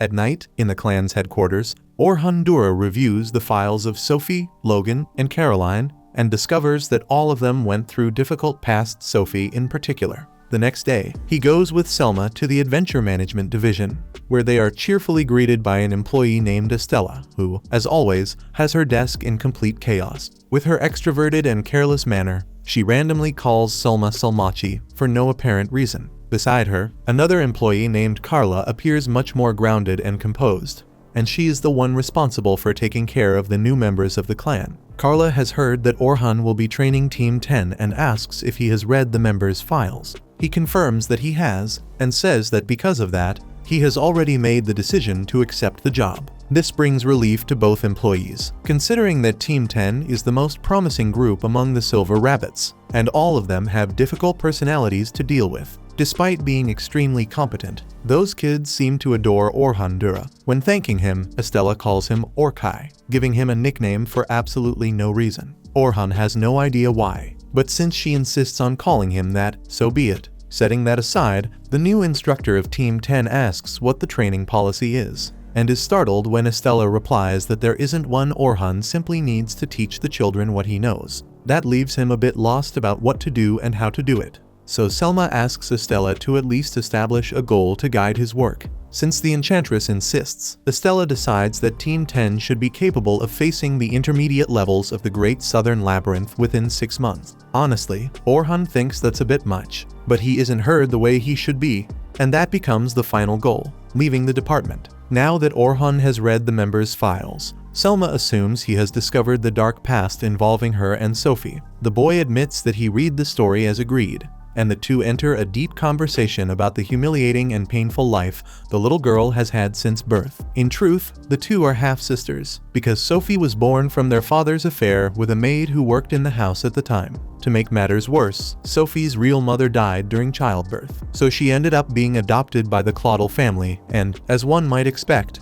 it's not hard to imagine how the girl was treated by Selma's mother, since the youngest daughter was the living symbol of a painful betrayal. As if that weren't enough, there was the period when Selma had to leave home to study abroad and fight for her career. But once she learned that her sister was being mistreated even more harshly, she decided to return, take Sophie with her, and try to give her the life of an adventurer, so she could overcome her traumatic past with autonomy and dedication. Regarding all this, the enchantress wishes that Orhan Dura will take very good care of her sister, since she lived through so much turmoil and deserves special attention. Naturally, the young woman's new instructor promises to give his very best. Speaking of which, Orhan Dura goes to the room where he is supposed to introduce himself to Team 10, even though he already knows them quite well. The kids, of course, can't hide the sparkle in their eyes at the chance to work with Orhan again, because they practically worship him and wanted this more than anything. Actually, he doesn't like being idolized by them and makes that clear, but it's difficult to convince them otherwise after they personally saw him kill the Black Dragon alone. Still, Dura emphasizes that he isn't as strong as he looks,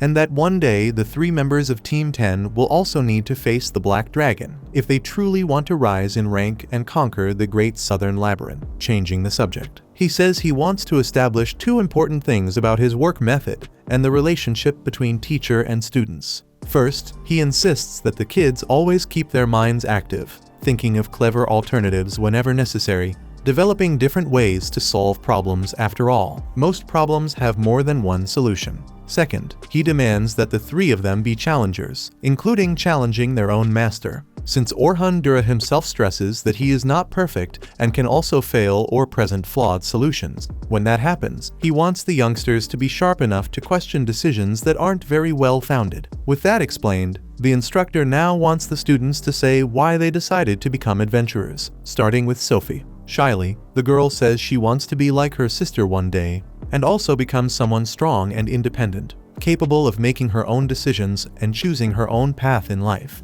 The adventurer's career is a great way to achieve that goal. Hearing this, Orhan notices how much Sophie admires and idolizes her older sister. He promises he will help the little girl fulfill her dream, and she couldn't feel more welcomed by just that one sentence. Next, it is Logan's turn to say why he is there. His first sentence is, "I want to earn a lot of money." At first, it might have sounded like a selfish goal, but as he continues speaking, the truth is completely different. In reality, he was born in a village so poor and with soil so bad for farming that most people went hungry, and life there was horrible. When people discovered Logan's talent, the entire village gathered all the money they had to send him to a school where his potential could be developed, so that one day he could return and help those who placed so much hope in him.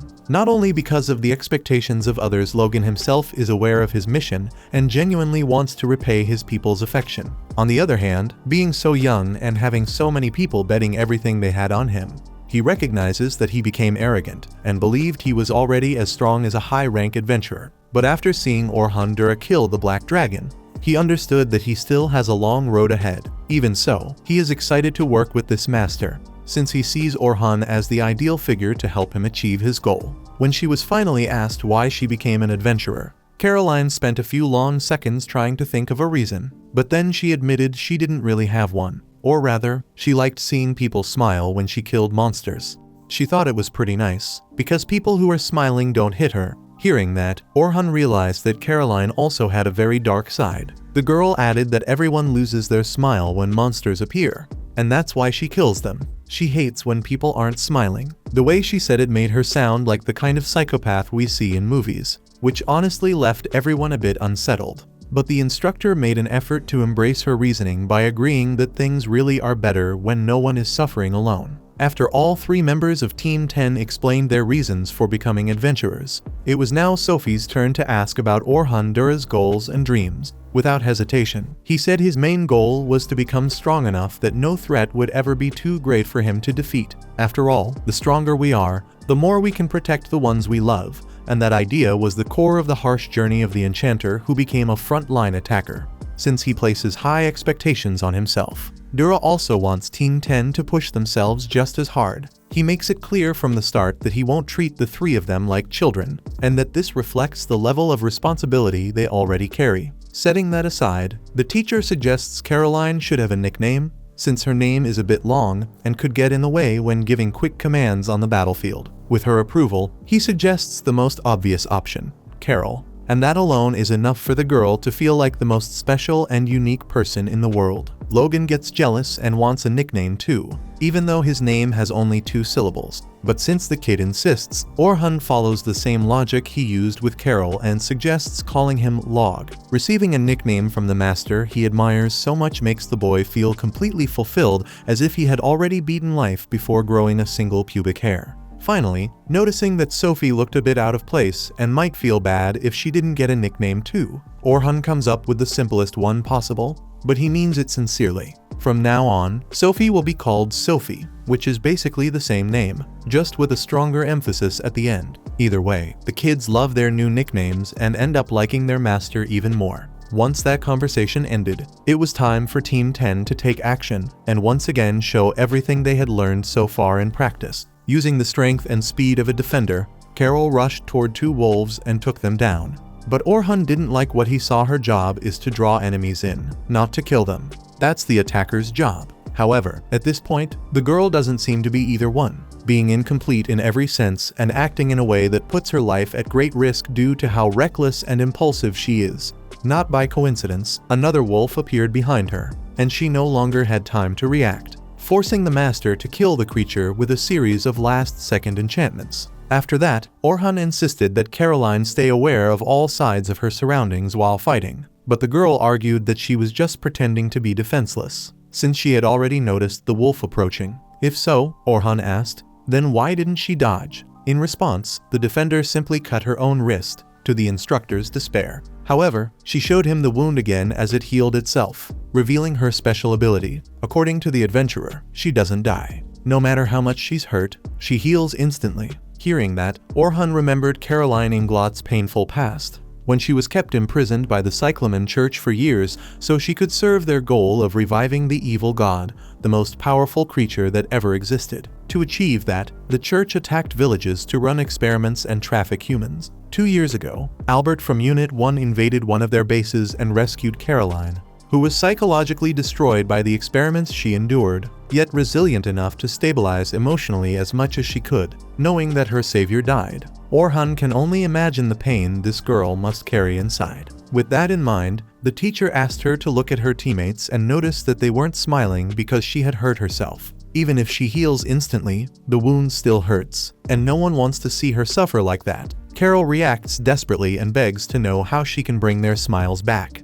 And that reaction shows the instructor how deeply this subject affects the girl's mind. He tells her she just needs to avoid doing things that cause her pain, and she promises she won't do it anymore. Orhan touches the girl's head to try comforting her, but she pulls away and screams, thinking he was going to hit her. He insists and hugs Carol, telling her that no one there will ever hit her and that he'll take down anyone who tries. The next stage of training takes place at the headquarters of the Silver Rabbits of the Night Sky, where Caroline tries everything she can to dodge a ball that bounces around the entire room through magical circles. When she gets hit square on the backside, Orhan throws the ball again to resume practice, because if she wants people to smile, she needs to learn to protect herself first. After training Carol, it was time for him to evaluate how Logan's spear skills were progressing. The boy once wanted a sword, but now he understands that he can keep enemies at a distance with this weapon and still fulfill his duties as an enchanter, since Will is better than Orhan with that equipment.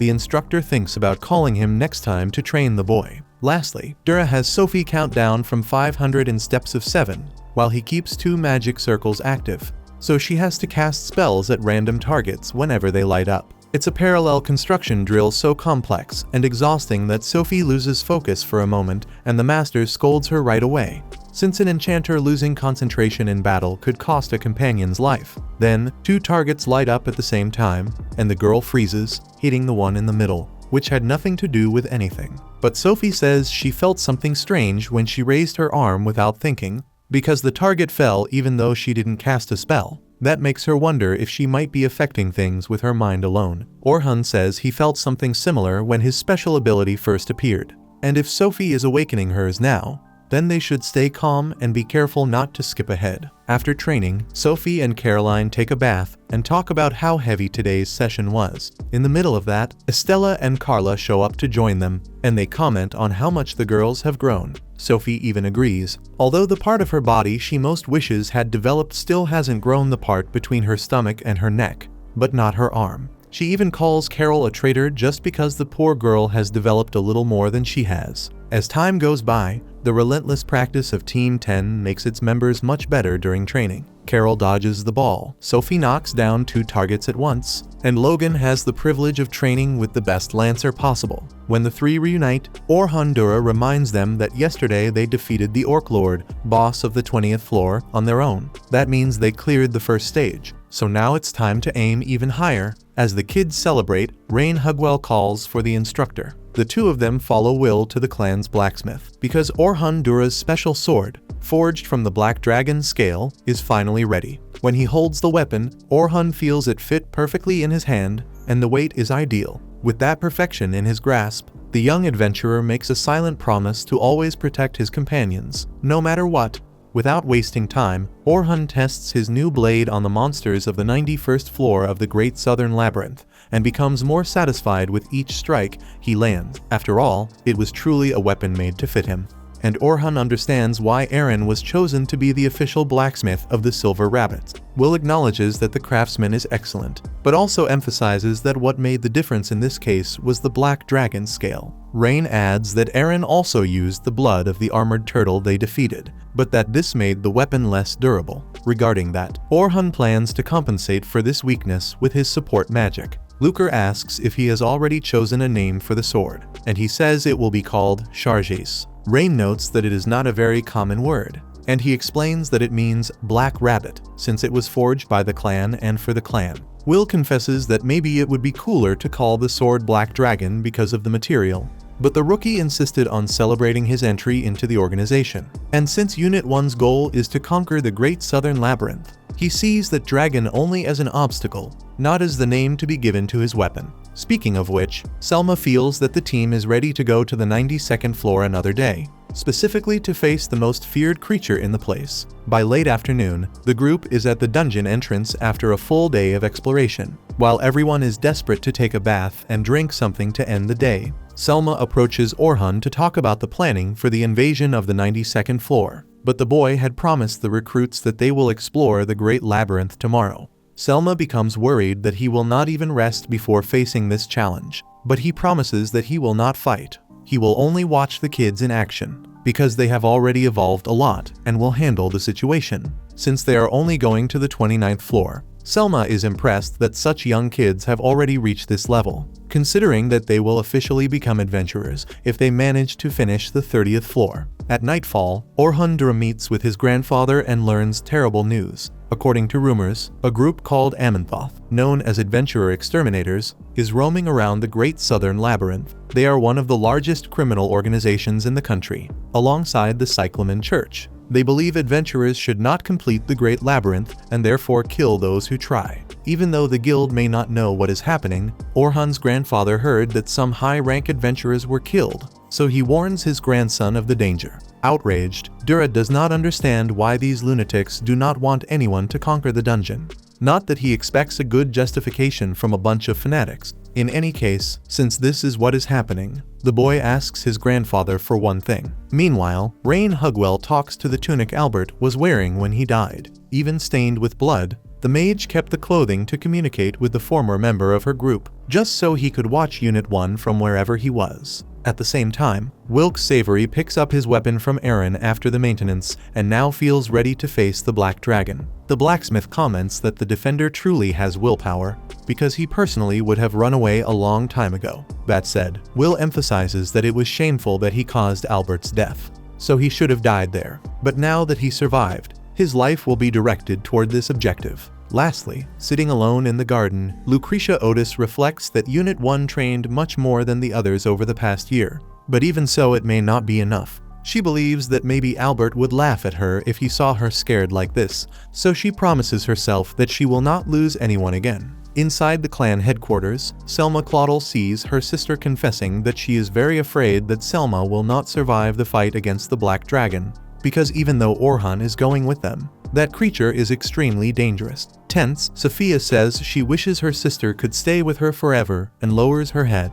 Selma tries to calm the child, but Sophia is mature enough to understand that her older sister has her responsibilities, so she only hugs her and says that the instructor has been letting her lead the group in recent days, just to share with Selma how brave she has been. In any case, the girl believes that Unit 1's enchanter will defeat that dragon, and all Selma thinks about is how strong Sophia has become. In fact, she makes it clear that she now feels courage thanks to her younger sister, so she promises that she will defeat the creature. The next day, however, the ones who enter the Great Southern Labyrinth are Team 10, who have just completed the 29th floor and feel the joy of being able to conquer such an important part of the dungeon. Since as soon as they pass the 30th floor, they will enter the intermediate floors and will be able to join Unit 3 as adventurers. Carol and Logan celebrate, and although Sophia does not like the idea of no longer having Orhan as a mentor when she stops being a recruit, she promises to do her best. After the achievement, Team 10 goes to the Adventure Management Division and receives from Estella the permission to explore the 30th floor. In this case, they will have an adventurer from Unit 2 observing the group to confirm that they truly completed the floor on their own.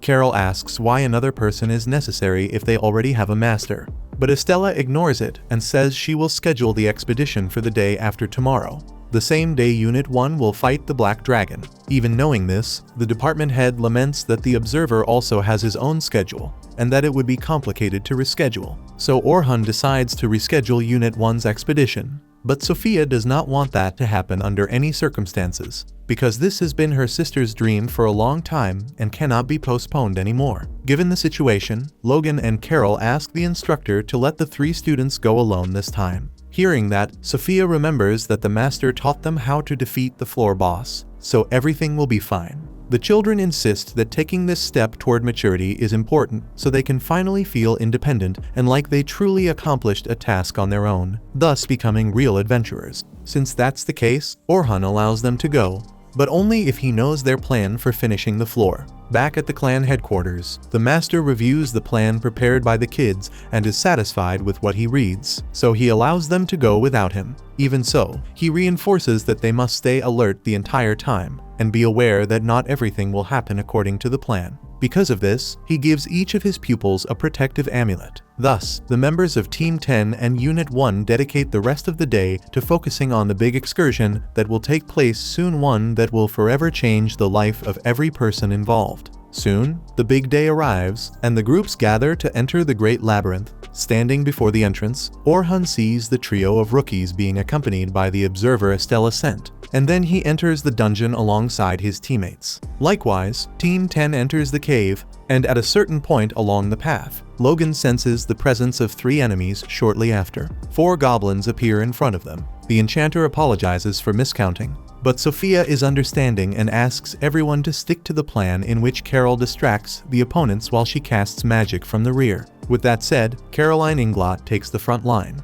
while Logan casts Stone Needle, taking down 3 goblins at once. Lastly, Sophia casts Air Cutter and slices the 4th monster apart in the blink of an eye. Seeing the girl finish off the goblins so quickly, the observer questions whether they are really recruits, and the 3 answer together that they simply have an excellent master. Meanwhile, in front of the gate that leads to the Black Dragon, Selma asks her companions if everyone is ready for what comes next. After the team confirms, they storm into the chamber and are surprised by an aerial attack from the beast. With the creature's appearance, the members of Unit 1 show anxiety and anticipation for this long-awaited encounter. After all, defeating the Black Dragon will also serve as vengeance for Albert, their friend who was killed by this monster. Immediately, Selma casts Forward and Rearward Increase to strengthen the comrades, while Orhan Dura casts a quadruple attribute increase on himself. At this moment, Team 10 reaches the boss room door, but they find another group already there. So, planning to explain that they came to face the boss, Logan steps forward to tell the other team that they are from the Night Sky Silver Rabbits. The big guy from the other team has heard the name somewhere,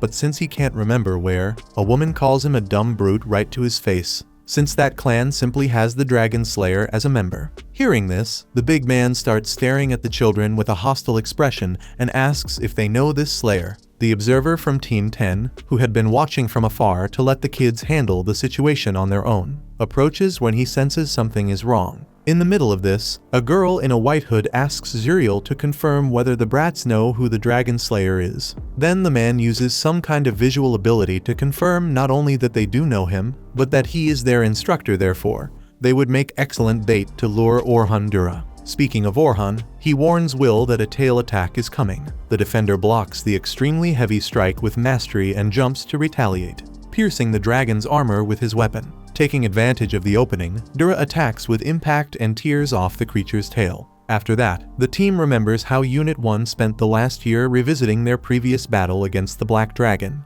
which allowed them to learn from past mistakes and become more efficient for this fight. Ever since Orhan joined the team, they had been thinking relentlessly about a strategy that could turn the tide. Back with Team 10, the observer steps forward to protect the children, but his head is cut off in the blink of an eye. Terrified, the trio runs, but the big guy seals all exits with some kind of earth spell. Sophia asks why they're doing this, and Zuriel explains that the kids were simply unlucky enough to be friends of the Dragon Slayer. Since the brute wants to handle this alone, the woman accepts it easily, because she'll have fun when they face the Dragon Slayer later. That makes Team 10 understand all at once that these people want to kill Orhan, so Caroline decides to react even without the team's confirmation, telling her two companions to break the walls while she distracts the enemies. However, even though she was determined to give her all, the defender takes an extremely powerful punch and hits the wall with a force that leaves her unable to move for a while. Even so, the big guy says she was lucky she jumped at the last second to reduce the impact, otherwise things would have ended differently. The hooded girl asks the children not to make things harder so they won't get hurt, and Sophia grips the protective amulet Orhan gave her. Meanwhile, the Black Dragon has its left wing torn off by Unit 1. But when the leader orders the right wing next, Orhan Dura feels his amulet glowing, indicating that Team 10 is in danger. When he explains this to Selma, the enchanter struggles to contain her desperation, knowing her sister is among them. Orhan himself loses focus and stops his attack, exposing Will to a fire strike from the dragon. Orhan understands that the Black Dragon has already taken significant damage, but defeating it will still take time, and in the meantime, the worst may happen to Team 10. Likewise, Selma considers attacking all at once with a whole group, but fears they will die if they act recklessly, because even though her sister is in danger, she is also responsible for Unit 1 and cannot throw her comrades to the wolves. To make the situation even worse, the Black Dragon releases a power that regenerates the damage it has taken. In other words, the adventurers are back to square one and find themselves at a frightening crossroads, since Team 10 could be killed at any second. Facing that dangerous being, Sophia looks to the side and sees Caroline unconscious. Logan raises his spear and urges his companion to stay focused, reminding her that Carol can heal herself and will be fine. Besides, their master would never give up, even if the situation were desperate, because he understands that the most important thing for an adventurer is to return alive. To make that happen, the boy casts Vitality Increase, Resistance Increase, and Magic Increase, strengthening the thunder arrow Sophia has just fired. However, the enemy easily blocks it with his sword. Realizing this, Logan and the girl try to flee as quickly as possible, but they are pursued by the enemy. The enchanter then uses a trap exactly as his master taught him, raising a stone wall from the ground and trapping the opponent's body inside it. With that opening, the member of Class 10 gains the perfect opportunity to strike with his spear. However, as he attacks, the large man manages to grab the weapon, shatter the wall, and slam the attacker forcefully into the ground.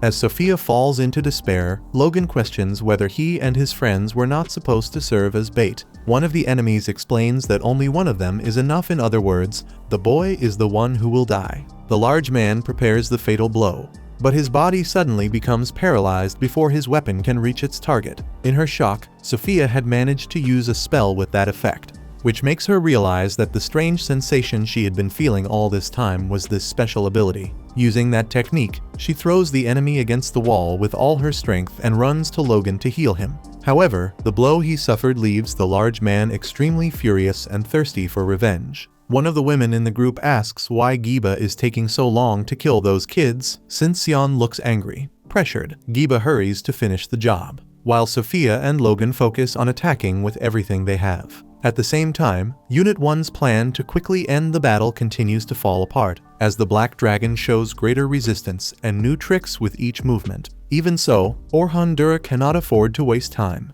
even if he must use all his strength to save the children as quickly as possible. Using the skill alteration, he activates Posture 1, Mont Eins, enlarging his blade and covering it with a dark aura. Advancing toward the monster and dodging its magical projectiles, he uses Divine Flash as he approaches, causing an explosive burst of light on the battlefield, a spell so powerful that Selma cannot help but mention it. Will asks, with a shy smile of hope, whether they have won, but reality is much harsher.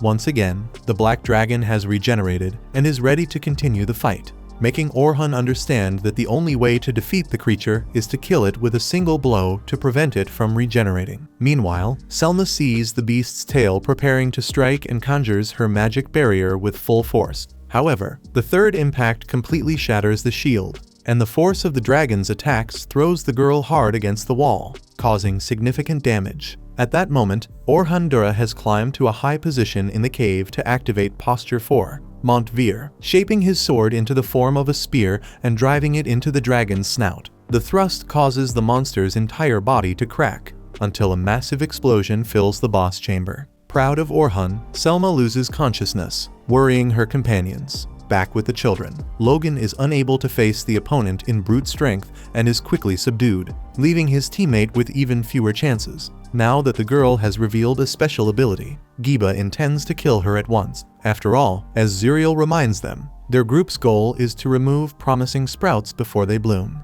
Trembling with fear and knowing she cannot win, Sophia falls to the ground and internally begs for her sister, or Orhan, to arrive and save her. Suddenly, an extremely powerful wind cuts through the air and strikes Giba like a cannonball. Orhan Dura, responsible for the attack, apologizes for the delay, and Sophia bursts into tears. After praising the boys for their efforts, the master uses Spatial Leap to gather his 3 pupils together, surrounds them with a protective barrier, and promises he will not take long. Sion comments that he looks angry, and he fully agrees that he is not happy not only with the enemies, but also with himself, because he swore to protect these children from danger, and they almost died. Orhan asks why they attacked the children. Sion explains that it was because they knew the Dragon Slayer, so the children served as bait to lure him, which ultimately worked. Furious, Orhan promises that those beings will face a fate worse than death. However, the enemies find the Dragon Slayer's reaction amusing, since it increases their pleasure in cutting off his head. According to the other woman in the group, the members of Amenthotep specialize in fighting other humans, and Zuriel points out that it is 3 against 1, meaning their opponent has no chance. Orhan is not so certain of that, and raises his left hand to attack. With his warning instincts activated, Sion tells his companions to retreat, but it is already too late. The enchanter has activated weight increase on the other 2 members of Amenthotep. With them immobilized, Dura casts Earth Shock and electrocutes the enemies with such intensity that they are removed from the battle immediately. With only 1 target remaining, Orhan charges at Sion with impressive speed, but he is astonished when he is easily blocked by such a small girl. Honestly, she did not expect him to defeat the 3 so easily and admits it is a shame that she has to kill him. With that, she casts Blizzard, a special rank spell that leaves Orhan even more surprised. Quickly, Sion conjures a magic circle that calls down lightning upon him, but he manages to protect himself with a barrier at the last second. It makes no sense to him how this girl can cast advanced spells so quickly, as if she were skipping all the steps of the incantation. In the same way, Sion is impressed that the enemy survived her attacks without a single scratch, which leads her to admit that she would have loved for someone like the Dragon Slayer to join the Amenthotep. However, Orhan makes it clear that he would never help a group of assassins. As Sion looks more closely at him, she remembers someone who died when she was a child. If that person were still alive, perhaps they would resemble what Orhan Dura has become today. Indignant, Orhan demands to know why these wretches are chasing adventurers. Sion reveals that she never wanted to do this, but since the original was defeated and the replica fell into enemy hands, all that remains is to buy time as their last hope. Even without fully understanding what she means, Orhan says he does not care to understand, because he would not believe anything that comes from the mouth of a criminal who kills people under this insane pretext of buying time. According to him, if that is the only solution, then the Amenthotep should give up. Sion is visibly shaken by those words, as if her rival had committed a grave heresy. She shouts that people like him are what push the world closer to destruction. It is the first time the girl has lost her calm and serious composure, allowing something more dramatic to show. Soon after, however, she regains her usual demeanor and casts countless explosions at her enemy. Unable to believe that number of spells being cast at once, Orhan Dura pushes himself to the limit to escape, while the area around him turns into a curtain of smoke because of the chain of explosions. Seeing this, Sion believes she has won, certain that no one could survive such an attack. Even so, she apologizes for what she had to do, saying it was necessary to save the world. However, to her surprise, the enemy had transformed his own sword into a shield strong enough to absorb the impact of all the explosions. At that moment, Orhan casts Zero Stance, Mont Null, turning the shield into a whip and striking Sion with a swift blow. With her body restrained, the boy explains that he waited for the moment when she believed she had already won. Sion does not take it lightly and threatens to break the whip, so Orhan quickly reacts by pulling the cord. In the movement, the girl's hood is removed, revealing her face and causing deep shock in the enchanter, because he knows this girl. Likewise, Sion recognizes that she is standing before Orhan Dura because of his magic. She begins to laugh in confusion, then assumes that this is happening because of that old man and that horrible woman who continue playing with her. Orhan demands to know who the hell she is, while she asks him to stop the fight, saying she cannot fight him. She promises to leave and take the others with her. Since she called him by his name, he becomes even more confused and asks why she speaks to him as if she knows him. Sion does not reveal the answer. She only says that one day he will understand. Meanwhile, the enchanter's spell ends, and at the same time the injured members of Amenthotep begin to recover, which worries Orhan, because if they return to the fight, things could turn ugly. However, the situation improves again when Unit 1 finally arrives in full, giving Xian the certainty that it is time to leave. She promises Orhan that her group will withdraw from the Great Southern Labyrinth, while the boy calculates that an open battle between everyone present would likely cost at least one of his allies their life. Therefore, he truly prefers that the enemies leave once and for all. Before departing, Xian says she hopes that the next time they meet, they will not be trying to kill each other. She removes her teammates with a spell and leaves last, projecting a future meeting between her and Orhan Dura, once again calling him by his first name.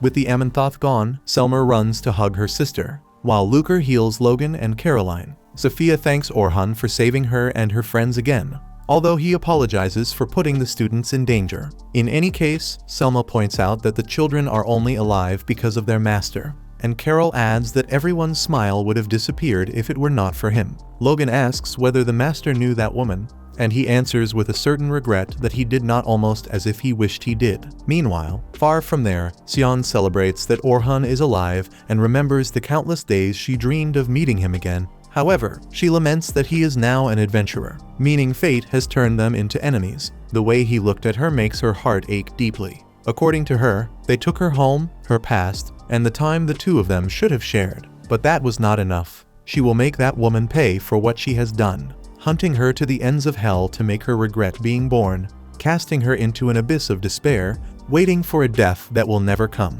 In the next scene, Oliver appears practicing with his sword. With every movement, he questions what is different between him and Orhan that allows that man to accomplish so many feats while he cannot. Philly Carpenter arrives and asks whether the leader is training to defeat the Black Dragon, or if the reason is that young man. Oliver replies that he does it out of shame toward himself. The woman points out that no one had ever defeated the dragon alone before, which is why they are calling Dura the new hero. She also reveals that a combat tournament is approaching, and Oliver sees in that championship the opportunity to defeat Orhan and show everyone that he is the true hero. As night falls, inside an office, a man argues with himself about how Orhan Dura is being recognized as the one responsible for killing the Black Dragon without help. Deep down, this man does not fully believe that it truly happened. But if it did, it is impressive that someone who never even wanted to be an adventurer became so strong enough, perhaps, to conquer the Great Southern Labyrinth. It is ironic, since this man claims that Orhan is working for him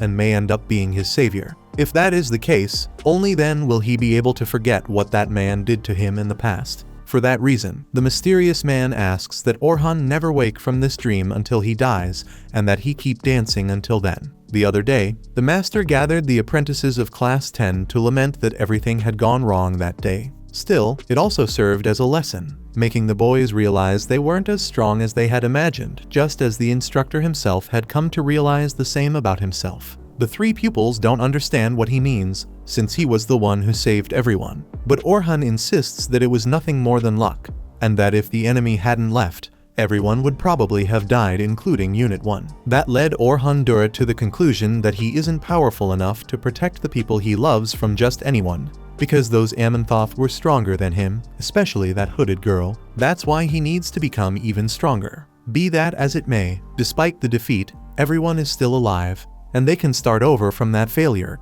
So the master asks the apprentices to never regret what they did in that battle. In the next moment, a girl appears with her back turned at the end of the afternoon, gazing at a breathtaking landscape.